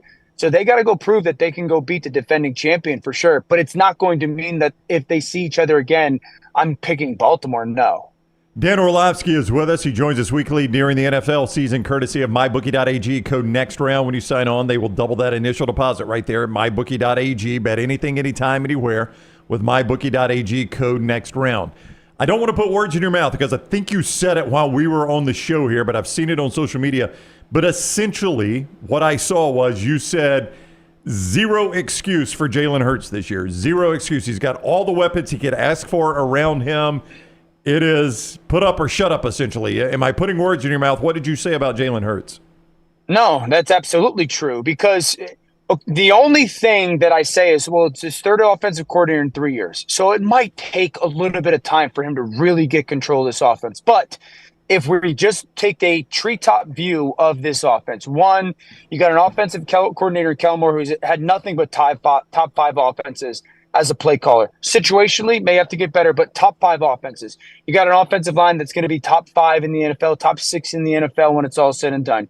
You got a receiver trio group that I think is the best trio in the NFC. You can make the case that it's the best skill group, top to bottom, when you go receivers, tight end with Dallas Goedert and Saquon Barkley. So you got all these pieces, this offensive line and this offensive system and play caller. If it doesn't work as an offense, there's nowhere else to point but the play of the quarterback. And I think him and Philadelphia and Cleveland are both in very, very similar situations. Now, I expect Jalen to play better than Deshaun, but there's places where you sit there and go, if it doesn't work, and even like in Dallas, I sit there and go, are they going to be good enough on the offensive line, or where that secondary receiver really step forward for consistency outside of CeeDee Lamb? You can't say that in Philadelphia. So it was a disaster last year in Carolina. Dave Canales comes in, who I think is going to be really good. I don't know how good it's going to be this year with Bryce Young. The NFC South is wide open. Everyone is picking the Atlanta Falcons now that Kirk Cousins is there. But do you see improvement coming for Bryce Young in year 2? I do. I've remained adamant, and I'm going to have to fight it this year. But I have said 2025 is the year when we can make the judgment on Bryce, at least somewhat fairly. But I do want to see improvement, and I think we get it. I think the biggest thing Canales will do is you're not going to see the ball being held a ton by the quarterback. And there's twofold. One, that's going to help the offensive line, who underperformed last year. They get Robert Hunt from Miami. So that's going to be a nice addition for them in the interior. And then Deontay Johnson's addition, they trade for him from out of Pittsburgh. Like, to get the ball in your hands, you got to get cats that are going to get open. And I think Deontay's a guy that has really good separation. So I do expect to see a jump. And obviously it can't get much worse performance or result wise. But I do think that there's going to be justifiable moments from Bryce that you go, all right, that looks like that number one pick type of player. And then next year with some more additions, we'll be able to make a real fair and firm judgment. Dan, you take me back to 2021 and tell me Bo Nix is a rookie starter and captain of an NFL franchise. I would have laughed you off this show. But sure. But here we are in Seattle. It's an uphill climb. I mean, starting as a rookie is tough enough. Starting it as a rookie at Seattle, I mean, that is a really, really tough spot for him. Yeah, and he's going against Mike McDonald, who's their head coach, who comes over from Baltimore. That, we raved about his what we call simulated pressures, meaning, he shows you one thing, you're like, I don't necessarily know if it's a blitz or it's not a blitz and where it's coming from. And sometimes when you get blitzes as quarterbacks, you're like, okay, cool, it's like recess, my guy versus your guy. But these simulated pressures challenge everybody on an offense. It makes an offensive lineman think and communicate, same with the quarterback, and they still have people in coverage. So it's really challenging. And I think that Sean Payton for Bo Nix, and I don't disagree with that initial statement, I think it's going to be really important to get a good screen game, some of the play action stuff to keep protection. I think the big thing with Bo was, man, when he was at Auburn, he would run around like a chicken with his head cut off, and always trying to prove that, yes, I was worthy of the recruitment and whatnot. And you saw a great level of maturity. I do think that maturity bodes well for him, but it is a big-time challenge to start his NFL career. Better chance at a major bounce back at the quarterback position this year, Deshaun Watson with Cleveland or Kyler Murray with Arizona? Yeah, Kyler Murray with Arizona. I think Deshaun's had back-to-back multiple touchdown pass games once since 2020. He's had a passer rating over 100 once since 2019. So, I mean, on the field as a player, I once said he was the best quarterback under 25, not Patrick Mahomes. We don't have that. We don't have the evidence of that. Where Kyler, there were some signs last year coming off the ACL that, a little bit more remnant of what we had been accustomed to. I want to see if he could take a jump. Obviously, the addition of, a player like Harrison's going to be a big deal, and just the size. They didn't have any size. So, I like him in that offense that they're going to run out there. I much more comfortable saying Kyler than Deshaun. All right, it is 7:20 tonight, Ravens Chiefs, 7:20 Central Time on NBC. It is good to have the NFL back, and it's good to have Orlovsky back on the show with us. Thank you very much, Dan. Enjoy the games. We'll talk to you next Thursday. Guys, have a great time. All right, Sounds buddy. good. We'll see you. Dan with us, courtesy of mybookie.ag, where you find Kansas City currently a 3-point favorite in that game tonight over Baltimore. If you missed the stat earlier, Lamar Jackson will be making his 15th start as an underdog. This is from Todd Furman.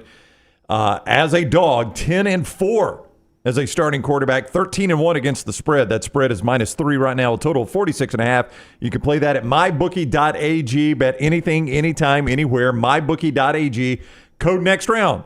When you sign on, you make that initial deposit, they double it, and you can play that money right away with code next round at mybookie.ag. Okay. Also, lanceslock.com. He's got a play on that tonight. You can get all that information, lanceslock.com, brought to you by our friends at Hemphill Services. Yeah, trusted name. Birmingham has trusted since 1954 for all of your plumbing, cooling, and heating issues.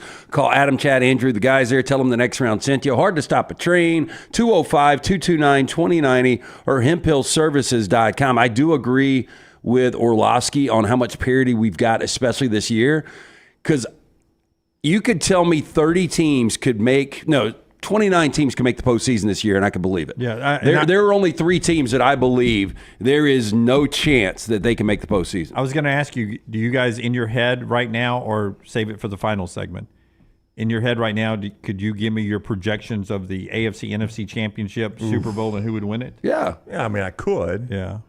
Because I know who I would predict. Who would you predict?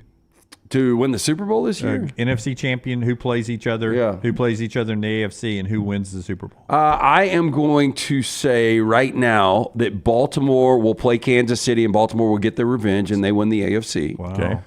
And then in the NFC, I'm going to say Philadelphia beats the Rams. So you believe in Jalen Hurts, where Dan just said, yeah. And you got the Rams. Yep. He's high on the Rams this year. I am really, high on Lance. the Rams. He's dialed in. I wasn't last year. He's very honest. He wasn't last year. I'm screwing with him. Yeah, I did think last year was going to be sort of a rebuild.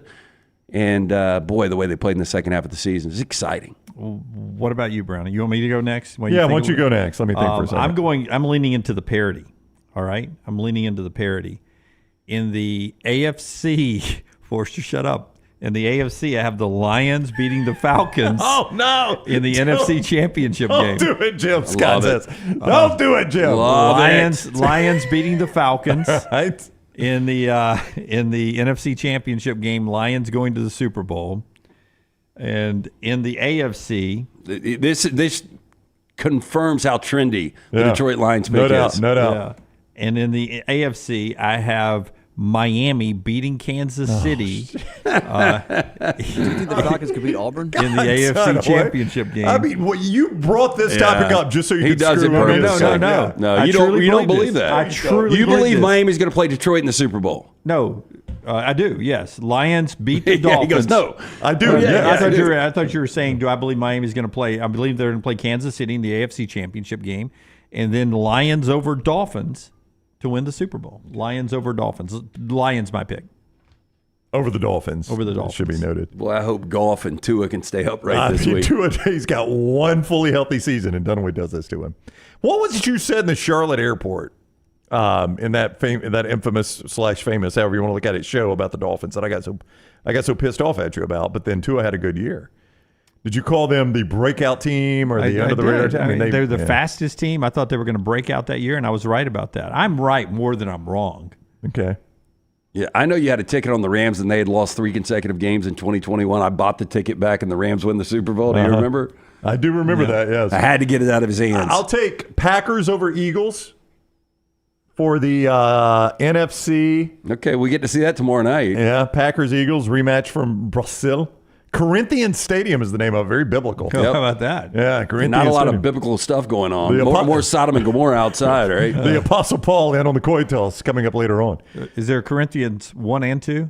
Yeah, it's the new stadium's going to be second. Have you guys ever gone somewhere and you aren't able to leave your hotel room because you're afraid for your safety? Now, I don't know if you've noticed, but some of the players are backtracking on that now. It's almost as if the league called them and said, "What the heck? This is bad for our business, and y'all make a lot of money off our business." I wouldn't really care, would you? Yeah, they do make a lot of money off the league. I mean, those guys are not making that kind of money, not working for the NFL. So, I mean, if you can't walk down the block and get a sandwich at night and come back to your room. Well, you can. Well, they're just telling you not to because they have, on good authority, there is a cartel that may want to kidnap you. The gauntlet of crime that you've got to skip past. Yeah. Let me go Ravens over Texans. So I'll go Ravens over Texans, Packers over my concern on the Texans. Eagles. So Packers and Ravens in the Super Bowl. My concern on the Texans, tell me if it's true or not. It's the sophomore slump. I mean, that happens. That's a little bit, but also it's Stephon Diggs. I mean, is he more of what the numbers were in Buffalo? Or was it part of the personal rift going on? I think now with Nico Collins and Tank Dell and the weapons you've got there, like he really had separated himself and believed the offense should run through Stephon Diggs. Now you've got multiple weapons, and to me, DeMeco Ryans seems like a culture guy, and he will be able, if anybody can get the best out of Diggs, it will be DeMeco Ryans. And listen, you Falcon fans, including you, Forster, your quarterback last year, look at how many games you won last year. 7-10 with shit quarterback play. Yeah, 7-10 with a guy who got cut. He went to another franchise and could not make the team. Now you got a guy, or in two probably, but you got one guy in Kirk Cousins that can absolutely be a very good game manager and win games for you. Yeah, I hope Raheem Morris, though, is better with clock management this time around. His first go-around as a head coach with your Tampa Bay Bucs, it was not a great look. He's a great defensive coordinator. I'm pulling for the guy. You hope the second time around is better, though. I'm well aware of what the Falcons have. I just don't need Jim speaking about it. That's his catch. You can play that. I'm trying to make a good pick here on the air. I mean, that's all I'm doing. I hope you nailed it. Yeah. I mean, the Lions, But- I love me some Terrion Arnold. I wouldn't go in and intentionally landmine him. I'm trying to nail this pick. Lions, Falcons. I in the hope NFC he Championship. gets torched 5 times Sunday night. Oh, don't say that about Who? Terrion. Let the other defender miss, Lance. Don't really care. Yeah, it's Terrion. I like you have Terrion. to care. Terrion's basically a Hey, family grow up member on the fly, here. man. He's going against a Hall of Fame quarterback He's a Sunday night. He's family going against member. multiple Hall of Fame receivers. I can't believe you'd pull against a family member. What happens when he plays Detroit? Miami? What? What happens when he plays Miami in the Super Bowl? Yeah, you want his ass getting torched too. Hope he's out with a strained hammy. Yeah. Oh, wow. Now you want him to be hurt. Just a strained You hammy. too. It's Wow. not fully I pulled. would rather him be torched than hurt. No, I'd rather be hurt and stand on the sidelines and be like, if I was in there, it'd When be he plays different. my Buccaneers, I hope he has 3 interceptions and we beat him 6-3. Terrion probably needs to be humbled a little bit anyway. No, he it doesn't. comes Sunday Terrion night. never needs to change. Terrion needs to remain Terrion. Damn, Taylor getting pissed from the back room. Taylor loves her some Terrion Arnold. Yep. Michelson Laser Vision, as we focus in on the 105th season of the National Football League, which goes tonight 7:20 on NBC. And I'm wondering if Taylor already has mybookie.ag player props up. I bet she does. I'm sure. I bet she's ready to go with that Sure. tonight. Hey, there's some good ones tonight, by the way. I'm looking at some right there. Pacheco went high in our draft. Anytime touchdown score, -105. Well, what about Derrick Henry? So I get -120 anytime TD. All he's got to do is score a TD. It tells me that Pacheco and Henry are going to score that's touchdowns easy money tonight. right there. Yeah. Easy. Bet, bet the farm on that one. Derrick Henry. I mean, just tackle somebody within the 2-yard line. They're going to hand it to him 3 times. Hey, you see the DraftKings, all the fine print at the bottom? I can read all that. You know why? Michelson? Michelson Laser Vision. Speaking from experience, I really had the 2200 vision. I was legally blind without the aid of contacts. Went in, got the procedure done over 20 years ago. Do this. Make the phone call that I made. 205-969-8100. Ask for Amy. Tell her the next round sent you. She's going to hook you up with a hassle-free consultation. You have 0 to lose to find out if LASIK is right for you. Also go ask about the pre-inflation pricing. 205-969-8100. Dr. Mark Michelson, Dr. Jen Michelson, best in the business. For more information, michelsonlaservision.com. And our friends at Precision Sports Medicine and Orthopedics. If you get injured playing any of the sports you'd like to get out and play on the weekends, from kickball to pickleball and everything in between, or your kids on a high school football or high school volleyball Friday night or Saturday night, Precision Sports Medicine and Orthopedics, the place to go. 205-512-3885, 512-3885, precisionsportsortho.com/2024 for all the tweaks, the pulls, the pains, and the breaks. They diagnose it, they treat it, and they rehab it. From Jasper to Alabaster, Fultondale to the Birmingham metro area, they've got you covered. Orthopedic care, better together. Find your provider today. Again, call 205-512-3885 or precisionsportsortho.com/2024. Are y'all familiar with the Chase Bank glitch? Do you know that story? Did it put more money in my bank? No. Okay, I missed it. I saw this. All right, so here's what happened. When you go deposit a check at an ATM, which actually I would like to see Lance try to do this. Do you think you could deposit a check at an ATM? Well, laugh it up, but I want to tell you this. So the way I deposit my checks now is with my phone. I know. That's pretty impressive, right? Well done, Lance. Well, let me ask you, who in the hell goes to an ATM? I don't know. I haven't been to an ATM in 30 years. I drive by them all the time. I never see anybody. I see them at bars. I never see anybody using them. See them at gas stations. Nobody uses them. I go to ATM all the time. Okay, When's the last time you used an ATM? Last time I was going to the golf course because I'm getting my butt handed to me all summer. So here's how the Chase thing works. So if you deposit a check at an ATM, normally your bank is going to release a portion of those funds immediately. That's right. Like if it's $1,000 check, they might release $400 immediately, and the other $600 hits the next day or whenever. Just in case. Yeah, just in case, right? Just in case the check bounces, and then if the check bounces, it's on you if you've eliminated all the money. Somehow there was a glitch by Chase Bank where they were allowing the entire amount of the check to be available immediately. And word got out on social media, so people started going and depositing out of their own account. They would write themselves a check for $10,000 and immediately withdraw the $10,000. Well, you know what this is? A bunch of dumbasses, because somebody's going to have to pay on the backside. They're going to jail, potentially. I mean, this is check fraud is what it is. And it started, and people, idiots, were like on social media waving their money around like, I did the Chase hack. And now the Chase that's hack. what they were calling the Chase hack or the Chase glitch. They were saying it's a glitch. Chase is giving out free money free money. It's robbery is what you've done here. So Rockstar is showing like people woke up and their checking account was like 31 grand in the hole because they had done like some $30,000, $40,000 check, and Chase just wiped them out. And now they're facing, like, their accounts have been locked and they're facing time potentially because of check fraud. Do you think anybody just headed to Mexico with their 30 grand? You better.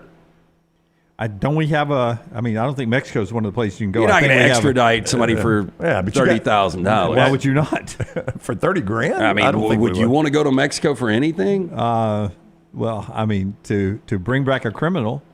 Yeah, but I mean, the crazy thing is these people are all over social media bragging about it. Now they're on social media crying and saying it was Chase's fault. Well, that guy's hiding his face. I know. They were saying it's Corliss Williamson, Big Nasty. It's Chase's fault because it was their glitch that allowed me to get the money. Now I'm going to jail for it. Yeah, I guess, LT, now that I'm taking these pills, the conservative in me would say if he took his money and went to Mexico, he's going to come back across the border anyway soon enough. We can arrest him. True. Yeah.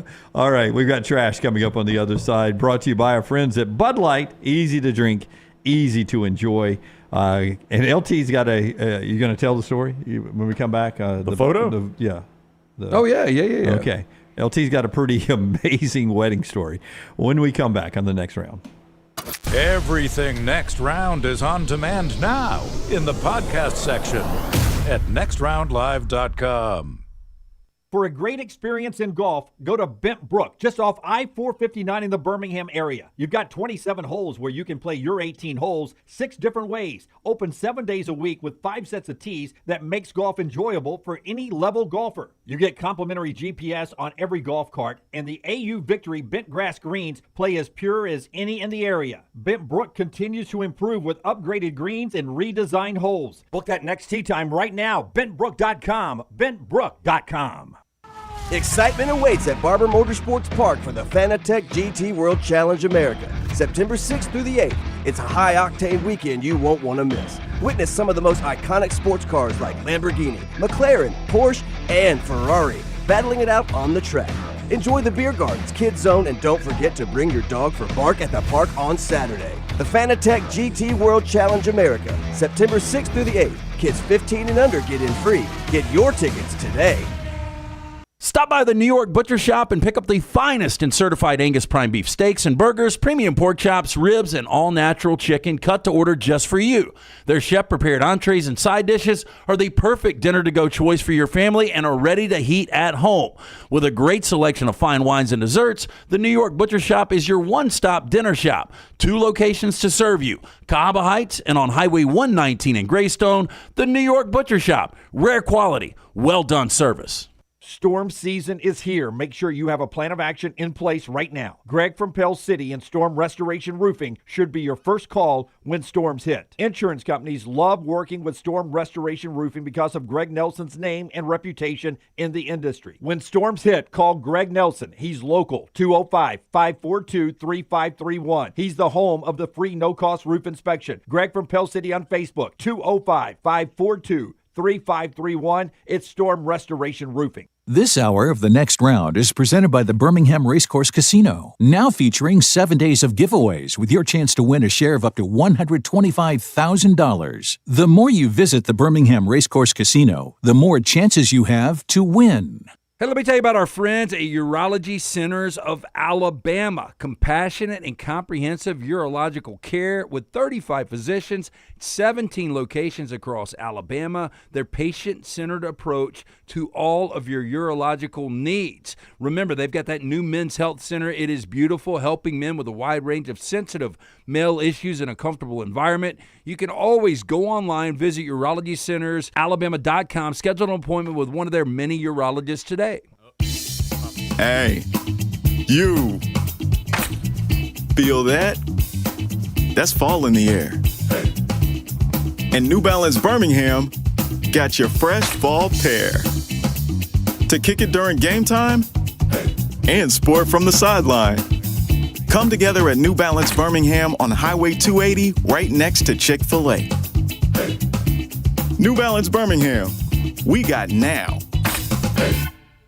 Start your day online with our website, nextroundlive.com, for the latest videos, podcasts, and college football stories. It's also a great way to stream the show or shop in the Next Round store. Stay connected by visiting nextroundlive.com.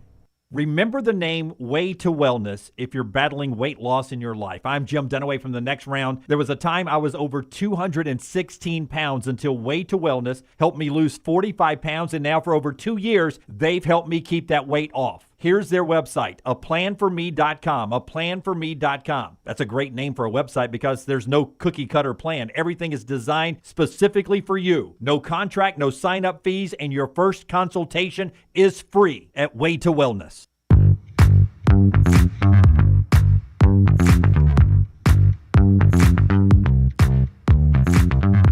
Hey, if you want some fun stuff, it's not really fun stuff. How can I phrase this? Well, I don't know. You got to tell me what you're talking about first. Thanks, Brown. Any interesting? Let's see. How would I say this? Barstool, the USF Barstool site. I bet that's a hot one. Whoever's running that has just been tweeting. South Florida? Yeah, South Florida. Has just been tweeting just trash at Alabama fans the whole day. So if you like reading that kind of stuff, I went there. One of our viewers, it was Tommy, said, if you want to see some funny posts this morning, go to Barstool USF page, bulletin board material at its finest. I went there, and it's bulletin board material is such an old phrase. I can't believe people still use it. Yeah, but it was read their own press clippings. Yeah, I guess because it's USF, it didn't hit home for me. Right. But that guy is trying hard to seem like USF matters, in this game. So a 31-point dog. You talking about the message board guy or Alex Golish? Little of both, but what's the feel on this game? Do you feel like it's close? I feel like the number's too big. I don't think it's close, but right. I mean, 31.5. I mean, you're getting a massive amount. I mean, that's against South Florida. That is basically a half of football. And I would be shocked if Alabama was able to flirt with the shutout this week. Again, I mean, Golish is a great young He's a fantastic mind. offensive coach, yeah. I'm with Lance. I don't think they're going to shut him out. So to win by 31 or 31.5, they're going to have to score close to the 50s. Yeah, and you heard Harp talking earlier that this Alabama offense was a little out of sync. The explosive plays were there. I still think they're going to be somewhat vanilla against South Florida, even maybe against Wisconsin. And I think they're saving up for what you're going to get when Georgia comes to town. I can't wait to see Wisconsin this weekend. Who do they play? South Dakota? Yeah. Who I think is – can you show me the FCS rankings? It's funny, the FCS rankings this time of year. Is this the AP? This is it's the FCS from their official NCAA site. So you lose the game, you're still number one. Yeah, well, that's what I was going to say. Though. South Dakota State 0-1, North Dakota State 0-1, and they're at the top of the rankings there. I'm not going to judge them on what they do. Here's the thing about look at my point, though. If you look at number 6, South Dakota plays Wisconsin this week. Oh, so they're playing a good FCS team, which is something you should never do. I don't know why they do I mean, I would say South Dakota is probably equivalent to Western Michigan. And Western Michigan, without that weird turnover on special teams, there's a chance they win that game. So 2:30 on FS1. You talk about the air coming out of the game a little bit of Alabama playing Wisconsin. If South Dakota pulled that upset. Yeah, see, I love to see upsets, but I don't want to see that one necessarily because I would rather see a little more hype on this game. I would like for people to think Wisconsin could play with Alabama. That just makes it more of an entertaining build-up to the game. I agree. You know, back to South Dakota State real quick. I know they got beat by 24 in Stillwater, but they were only outgained by 6 yards. So that score was not really. Oh, I agree. It wasn't as reflective as actually that game played out. Our friends at Way to Wellness, they bring you part of the show here. Trash in a second at Way to Wellness.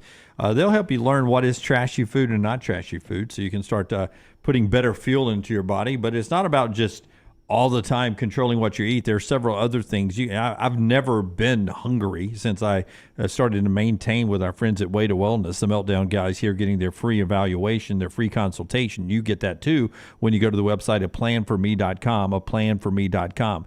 Way to Wellness is your journey to healthy living. Every plan's different. No cookie cutter plan. Everything designed for you. The program overseen by Leslie and her board-certified professionals. No contracts, no sign-up fees, and you get a free consultation, as I said. Way to Wellness, your journey to healthy living. In fact, I'm halfway through this protein bar right here that is like a Reese's cup.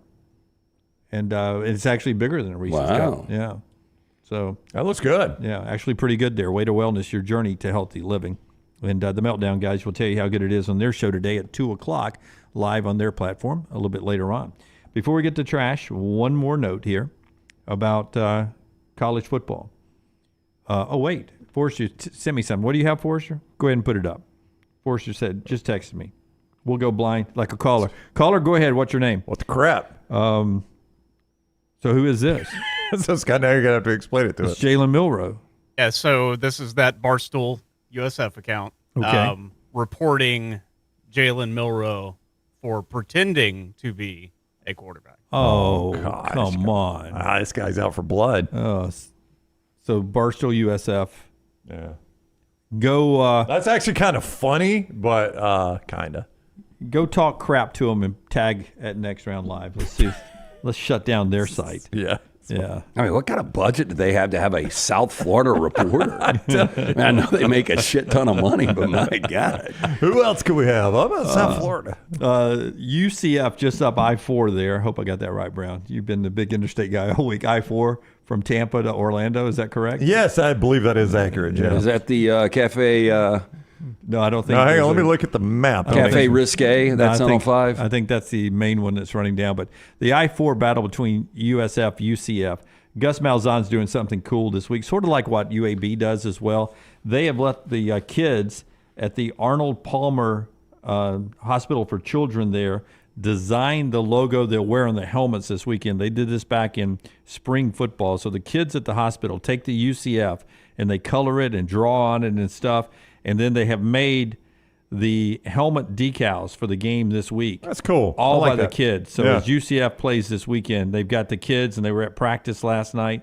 So all pretty cool there that the kids got to draw on the logo. Yeah, they out of Maryland ought to let them do their helmets. It would not be as messy. It would be an improvement. That gets us, we got the story before trash. LT, before you tell us about our friends at Mortgage Right, tell us about this wedding story. Yeah, so I just, one of my follows on Twitter is Super 70 Sports. They've got some funny stuff. Some of the stuff's kind of hokey, but I mean, I saw our friend Kelly Hunter.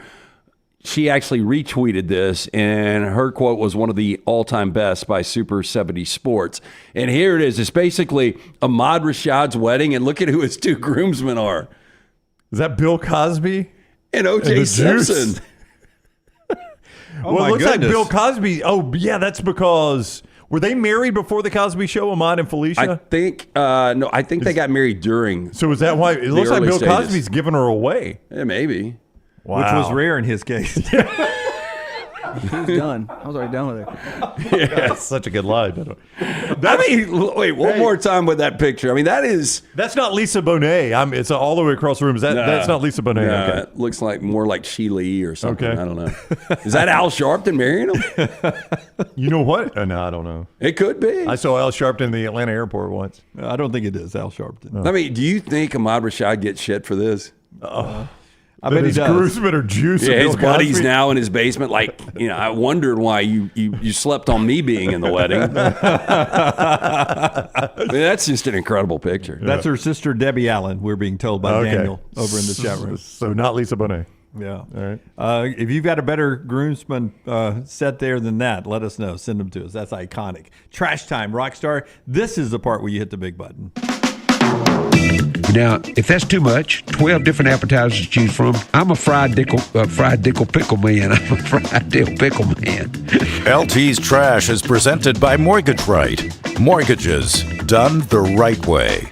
Hey, it is buying season. Our friends at Mortgage Right here to help. Veteran founded here in Birmingham, offer loans throughout the country, and while the area they serve may have grown, their commitment to Birmingham and veterans has not changed. Before you take the next steps on a new home purchase or refinance, talk with the team at Mortgage Right. No cost or obligation to find out what you qualify for. You can get more information. Go to their website, mortgageright.com.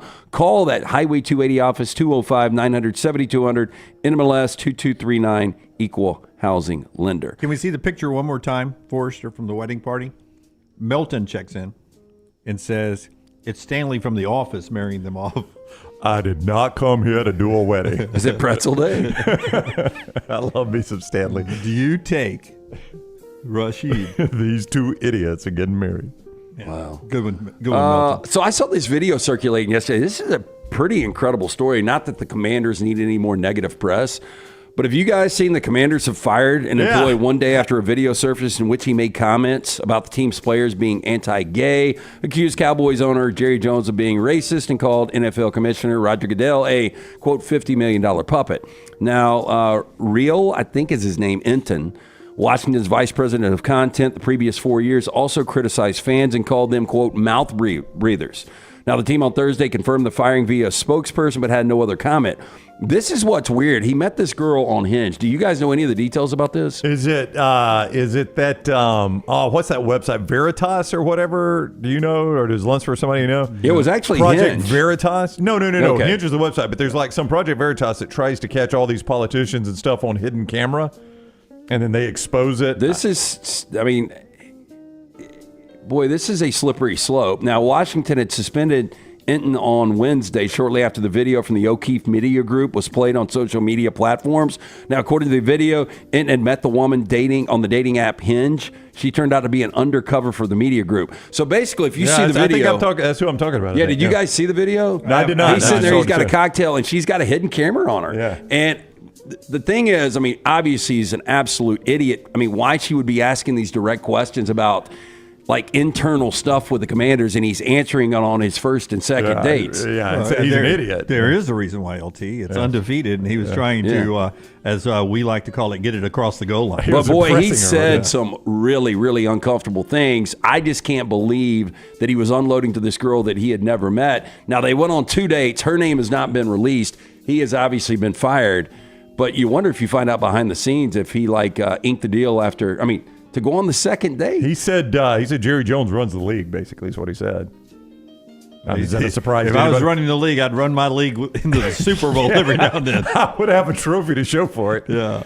So police in Japan have arrested a 46-year-old unemployed woman on suspicion of fraud after she posed online as the daughter of Microsoft co-founder Bill Gates to con a man into a fake investment scheme.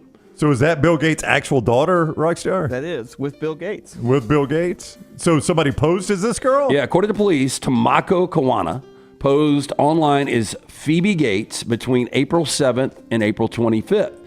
Defrauded the man in his 60s living in a province in Japan, whom she met through social media of $21,000.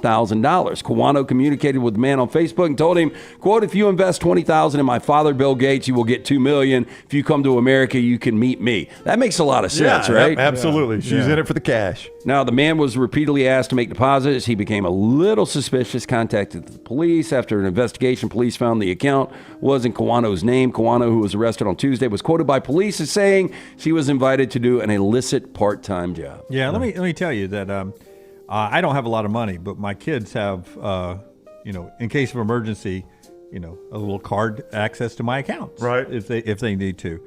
If that's her dad, she's probably got a little money. I don't think she's going to be begging for $20 grand. First catch right here, $20,000. Yeah, you're going to have to aim a little higher. And if you invest $20,000 in my father, Bill Gates, because he needs it, you're going to get $2 million. Yeah. That's a great ROI. But it is. But this is a real picture of them. Can we go full screen on the picture here, Forrester? You can go to all the science classes you want in school. You tell me how he has part in one of the right. Where's the wife? I need to see the wife because she dominated the. They're divorced. Yeah, Melinda, is that her name? Melinda. Yeah. But she obviously brought the looks. Did you say she won the gene pool? She could be adopted too. That's true, Jim. Could be. Yeah, but she is very attractive, and she's not bad either. Here are some origins of some phrases. Okay. Slush fund. You guys want to guess? Slush fund. So slush fund, the meaning of that, very good shot there, is it's like an overabundance of money we just got sitting aside and we'll use it for whatever we want. I'm going to say, Jim, this goes back to early alcohol distilling. Actually, during the Prohibition, sometimes they would make a little too much moonshine. They would put it over in the bucket, and the workers, you just drink from the slush fund. They'd get slushed. Oh, I think that's really good. Yeah, that's not bad. That's a it's good. Not right. I'm gonna say the slush fund comes from the fact that you have a lot of people who are drinking at the bar. Right. And they have overpaid for drinks and just take it from the slush fund. Yes. Okay, it has nothing to do with alcohol, but I like where you guys are going. Now, beginning in the 1700s, sailors used the word slush to describe the fat or grease left from cooking meat. Ugh. Now, the cook would save up all the slush produced during a voyage and sell it to the manufacturers who needed to make things like candles and other products. The money then was used to buy things that weren't built into the ship's budget, i.e., the slush fund. Oh, pretty cool. Did your grandmother keep a jar of fat? Yeah. Maggie tries to, but we just don't cook enough fatty foods for it. It's always the saddest looking jar. And I'm like, my grandmother is overflowing with fatty stuff. Maggie, our fat is empty. Yeah, we need to cook more fatty foods. Egg on your face. You guys want to guess? Go ahead, Jim. I got an idea on this one. The old egg on your face here is going to be when you were wrong about something. They used to throw eggs at you. I'm going to say... Because everybody carries eggs with them. Yes. I'm going to say this goes back to... that guy peppered his. Look. It's well seasoned. Fried it. Sunny side up. Chicken farmers used to have to project how many eggs their chickens were going to produce, and if they were too low, you had egg on your face. Man, you were wrong. Sometimes a person just forgot to wipe their mouth after a meal. In the early 20th century, this could cause shame beyond the normal. Back then, cold storage was relatively new, and eggs weren't cheap or easy to come by. A little egg residue near your mouth might signify an unwisely lavish lifestyle. Ooh. Hence, egg on your face. What about give the cold shoulder? This is actually very easy. So, if you're sleeping facing your lover, the upper shoulder is cold, right? Yeah. What about your wife? I was leaving it open for all relationships, Lance. The upper shoulder is cold because it's in the air, right? But if you roll over, now you've given the cold shoulder to the bed. No. This goes back to where women, and it's a good look still today, strapless dresses, which is exposed the shoulders, and we're in a cocktail situation, and Lance maybe is hitting on me. Tonight we have a cocktail situation. I'm going to spin away from him, and that way I'm giving him the cold shoulder. Oh, okay. Yeah. Both are wrong.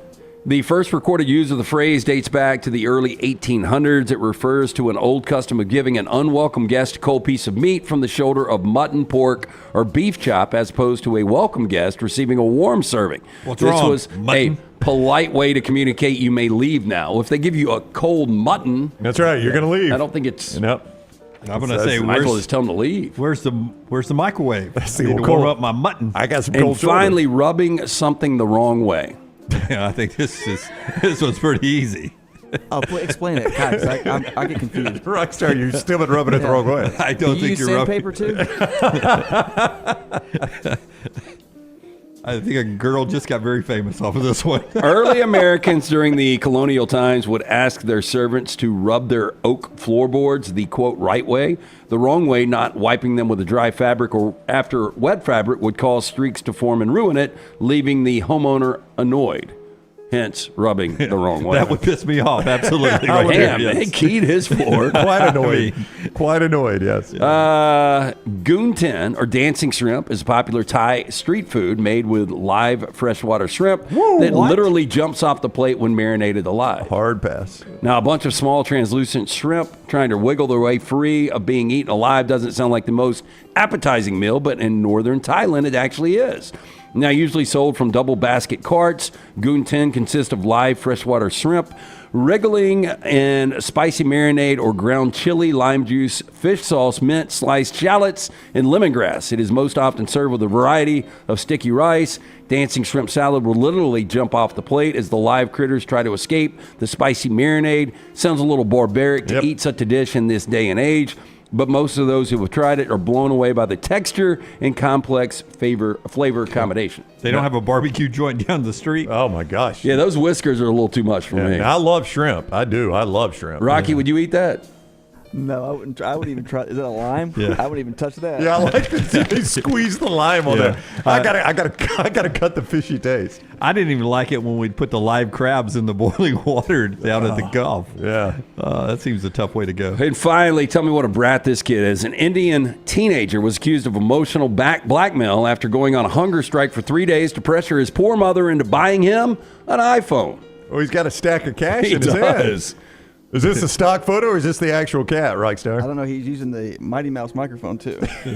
Now, a short video shot by a smartphone shop owner in India went viral last week for featuring a teenage boy who confessed to going on a hunger strike for 3 days to convince his mother to buy him a new iPhone. Now, the woman, who reportedly makes a living by selling flowers outside of a temple, also featured in the video. Video has been viewed over 1 million times, sparked a heated debate about gadgets as a status symbol in the entitlement of younger generations.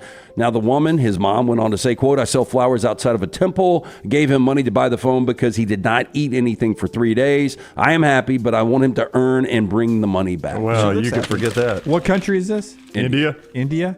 I mean, 1 million. What gives it away? I mean, 1 million views. I mean, that's not even viral in India, right? Oh, no. Yeah, really. That's a small. That's a small number. By the way, India's Jimmy Kimmel had a long night there. He's doing the interview there. It looks like he woke up on the wrong side of the bed. What were you going to say about the mom, Rockstar? You had a line about the mom. No, she's saying she looks happy. She says she is happy for him. I mean, I bet you make bank selling flowers. A ton of cash in India. It is. That is Trash Today, brought to you by our friends at Mortgage Right. Hey, if you're looking for a new home, our friends at Mortgage Right here to help. So whether you're looking for your final home, your first home, whether you have a big down payment or need 100% financing, Mortgage Right, one-stop shop for mortgages. Visit them online, mortgageright.com. Call that Birmingham office, 205-900-7200. Also, today, we're being brought to you by our friends at Champy's World Famous Fried Chicken, champyschicken.com. Highway 119 in Alabaster. Sterling, the crew, cooking up that chicken that Dan Orlovsky wants right now. All the great sides as well. Perfect for your tailgate or a destination lunch. If you're looking for something different every day for lunch or dinner, Champy's Chicken on Highway 119 in Alabaster with Sterling. SEC receiving leaders, and you just look at this board already. And I know it's heavy Auburn, but you look at this board and you realize, man, we got some talented guys catching footballs in the SEC. Yeah. I mean, Trey Harris leads the way. There's Ryan Williams from Bama, Thornton from Tennessee, Mosley from Mississippi State, Lacey, who looked good against the toughest of all the competition here. And then there's Malcolm Simmons, there's Perry Thompson, there's Keandre Lambert-Smith from Auburn. Do you think if these guys everybody stays healthy, do you think you could tell me who the leading receiver in the SEC will be at the end of the year? God, I know it was Furman, but it's hard not to go Trey Harris. And he's got a lead already. Well, only 40 yards, but after Trey, LT. I think I would go Kyron Lacey after Trey. You would go Trey Harris? I would go Trey Harris. I was going to bring up Kyron Lacey because now their running game, which was in jeopardy, and they lose Emory now, that puts more pressure on the passing game to be more effective for LSU. So I think Lacey, with the injury there to Emory, is now more important to LSU. Yeah, I would agree. And look, I mean, how early and involved he was on Sunday night against USC. I was a little surprised. Well, not that Emory didn't get more touches in the second half, but they didn't just continue to go to Lacey. Our New York Butcher stat of the day is this. Florida State falling out of the top 10 to be unranked since we went to 25 votes. 25 teams in the top 25. Used to be top 20 until 1989. Only 3 teams have been preseason top 10 and have fallen out of the top 25. Now, the other 2 got votes. I don't think Florida State even got a vote from anyone. The other 2 got votes. No, FSU went all the way out to no votes. So they're unique in that. But the other 2 were pretty recent. One of them was, the last one to do it was 2008 Clemson, who was number 9 in the country when they played Alabama over in Atlanta at the Georgia Dome. And they fell all the way out. And it was such a beatdown that Clemson fell out of the top 25. Tommy Bowden eventually lost his job that year. That's where Dabo got his start. So that's how that went for Clemson. That's surprising, playing Alabama, the Alabama we know now, Alabama back then. This was sort of their coming out party. But wasn't Tribble Reese the starting quarterback? Was he really? Maybe. I think so. I think we had him on the show that week. Yeah. And then the other one was 2007 Michigan, who was number 5 in the country and lost to Appalachian State. Yep, and dropped all the way out of the top 25. Those are the only 3 that have been top 10 and dropped out of the top 25. I still remember that quarterback's name for the Mountaineers. Give it a shot. Amari Edwards. Yep, you're absolutely right. Sounds right. It was the first ever broadcast on the Big Ten Network. It was, and I remember I was at your house, Dunaway. What game? There was a season opening game we were watching, and whatever service you had did not yet get the Big Ten Network. And our only access to that game was break-ins during the game. Like, Appalachian State, they're still in this, and then it ends up being the field goal that gets blocked in return. But I can't remember what game we were watching. I'm sorry I let you down, Brown. What? It was the cable company, not you or the. Have you been over there since? To Dunaway's house? Yeah. No, that ruined it forever. Yeah. That and his friend that wouldn't shut up during the Iron Bowl that one time. Yeah, he promised us this, he wouldn't talk. Yeah. Wait, so he promised before, Yeah. like I will not talk, No, and then he talked. technically his wife promised to Maggie. No, he does not talk during games. He just watches the games, and we're like, "This is the Iron Bowl," Yeah. And Why didn't y'all bring her in? She probably doesn't allow him to talk. You should have just had her sit in the corner. He was a South Carolina fan. He made oyster stew. I remember that. And it tasted like feet. Oh, gosh. You ate it? Well, I mean, It's Brown. You know he's going to give it a try. I figured I'd give it a whirl. How bad and it did was that awful. smell It the was, house up? Terrible. Yeah, we moved shortly after. Did they move? And does he still live here in town? Do you know? No, but my son. Why didn't you put him in a room with Jane? Oyster stew. Let him play some Chinese checkers or something. My son, I was going to get my first colonoscopy. Is that right? Did I say it right? Yeah, very close. I was going to get my first one, and Maggie was out of town, and so my mom was driving me, but we had little Carter, who wasn't in school yet. So I left little Carter with the with the wife. And, I thought you were saying in the car. and then we Windows rolled came back, picked him up, and she told me the story and apologized, but I was loopy. So I wasn't upset or anything. So when I came out of my problem, I noticed Carter had he's like 2 or 3, had a bandage on his face. And it was such a hole in his cheek from where he'd fallen outside on a stick. And they didn't know whether to take him, bled a lot. They didn't know whether to take him to the hospital or not. And because I wasn't there, I was under anesthesia. And he still has a scar to this day. It was such a deep cut. Right. That's that same family? Yeah. Yeah, his oyster stew was something. So he fell into a stick? Yeah, playing outside and fell on a stick. Or is that his excuse not to have to eat the oyster stew? Punctured his nose. It smelled bad. I thought I'll give it a taste. Dude, who makes oyster stew? It's apparently a big thing like low country South Carolina, which I like low country food. But it seems like a pain in the ass to make, too. Well, I would agree. Tell us about our friends at New York Butcher Shop. And what's not a pain in the ass is getting by and seeing Jim and those great staffs, because they've got absolutely everything from the certified Angus prime beef steaks, burgers, premium pork chops, ribs, all natural chicken cut to order just for you. Their chef prepared entrees, side dishes, perfect dinner to go choice for you and your family, ready to heat at home with a great selection of fine wines and desserts. New York Butcher Shop, one-stop dinner shop, 2 locations, Cabo Heights, Highway 119 in Greystone. The New York Butcher Shop, rare quality, well done service. And that's our show today. I thought I was high for a second. I didn't hear the music. Until next time, God bless you and God bless America.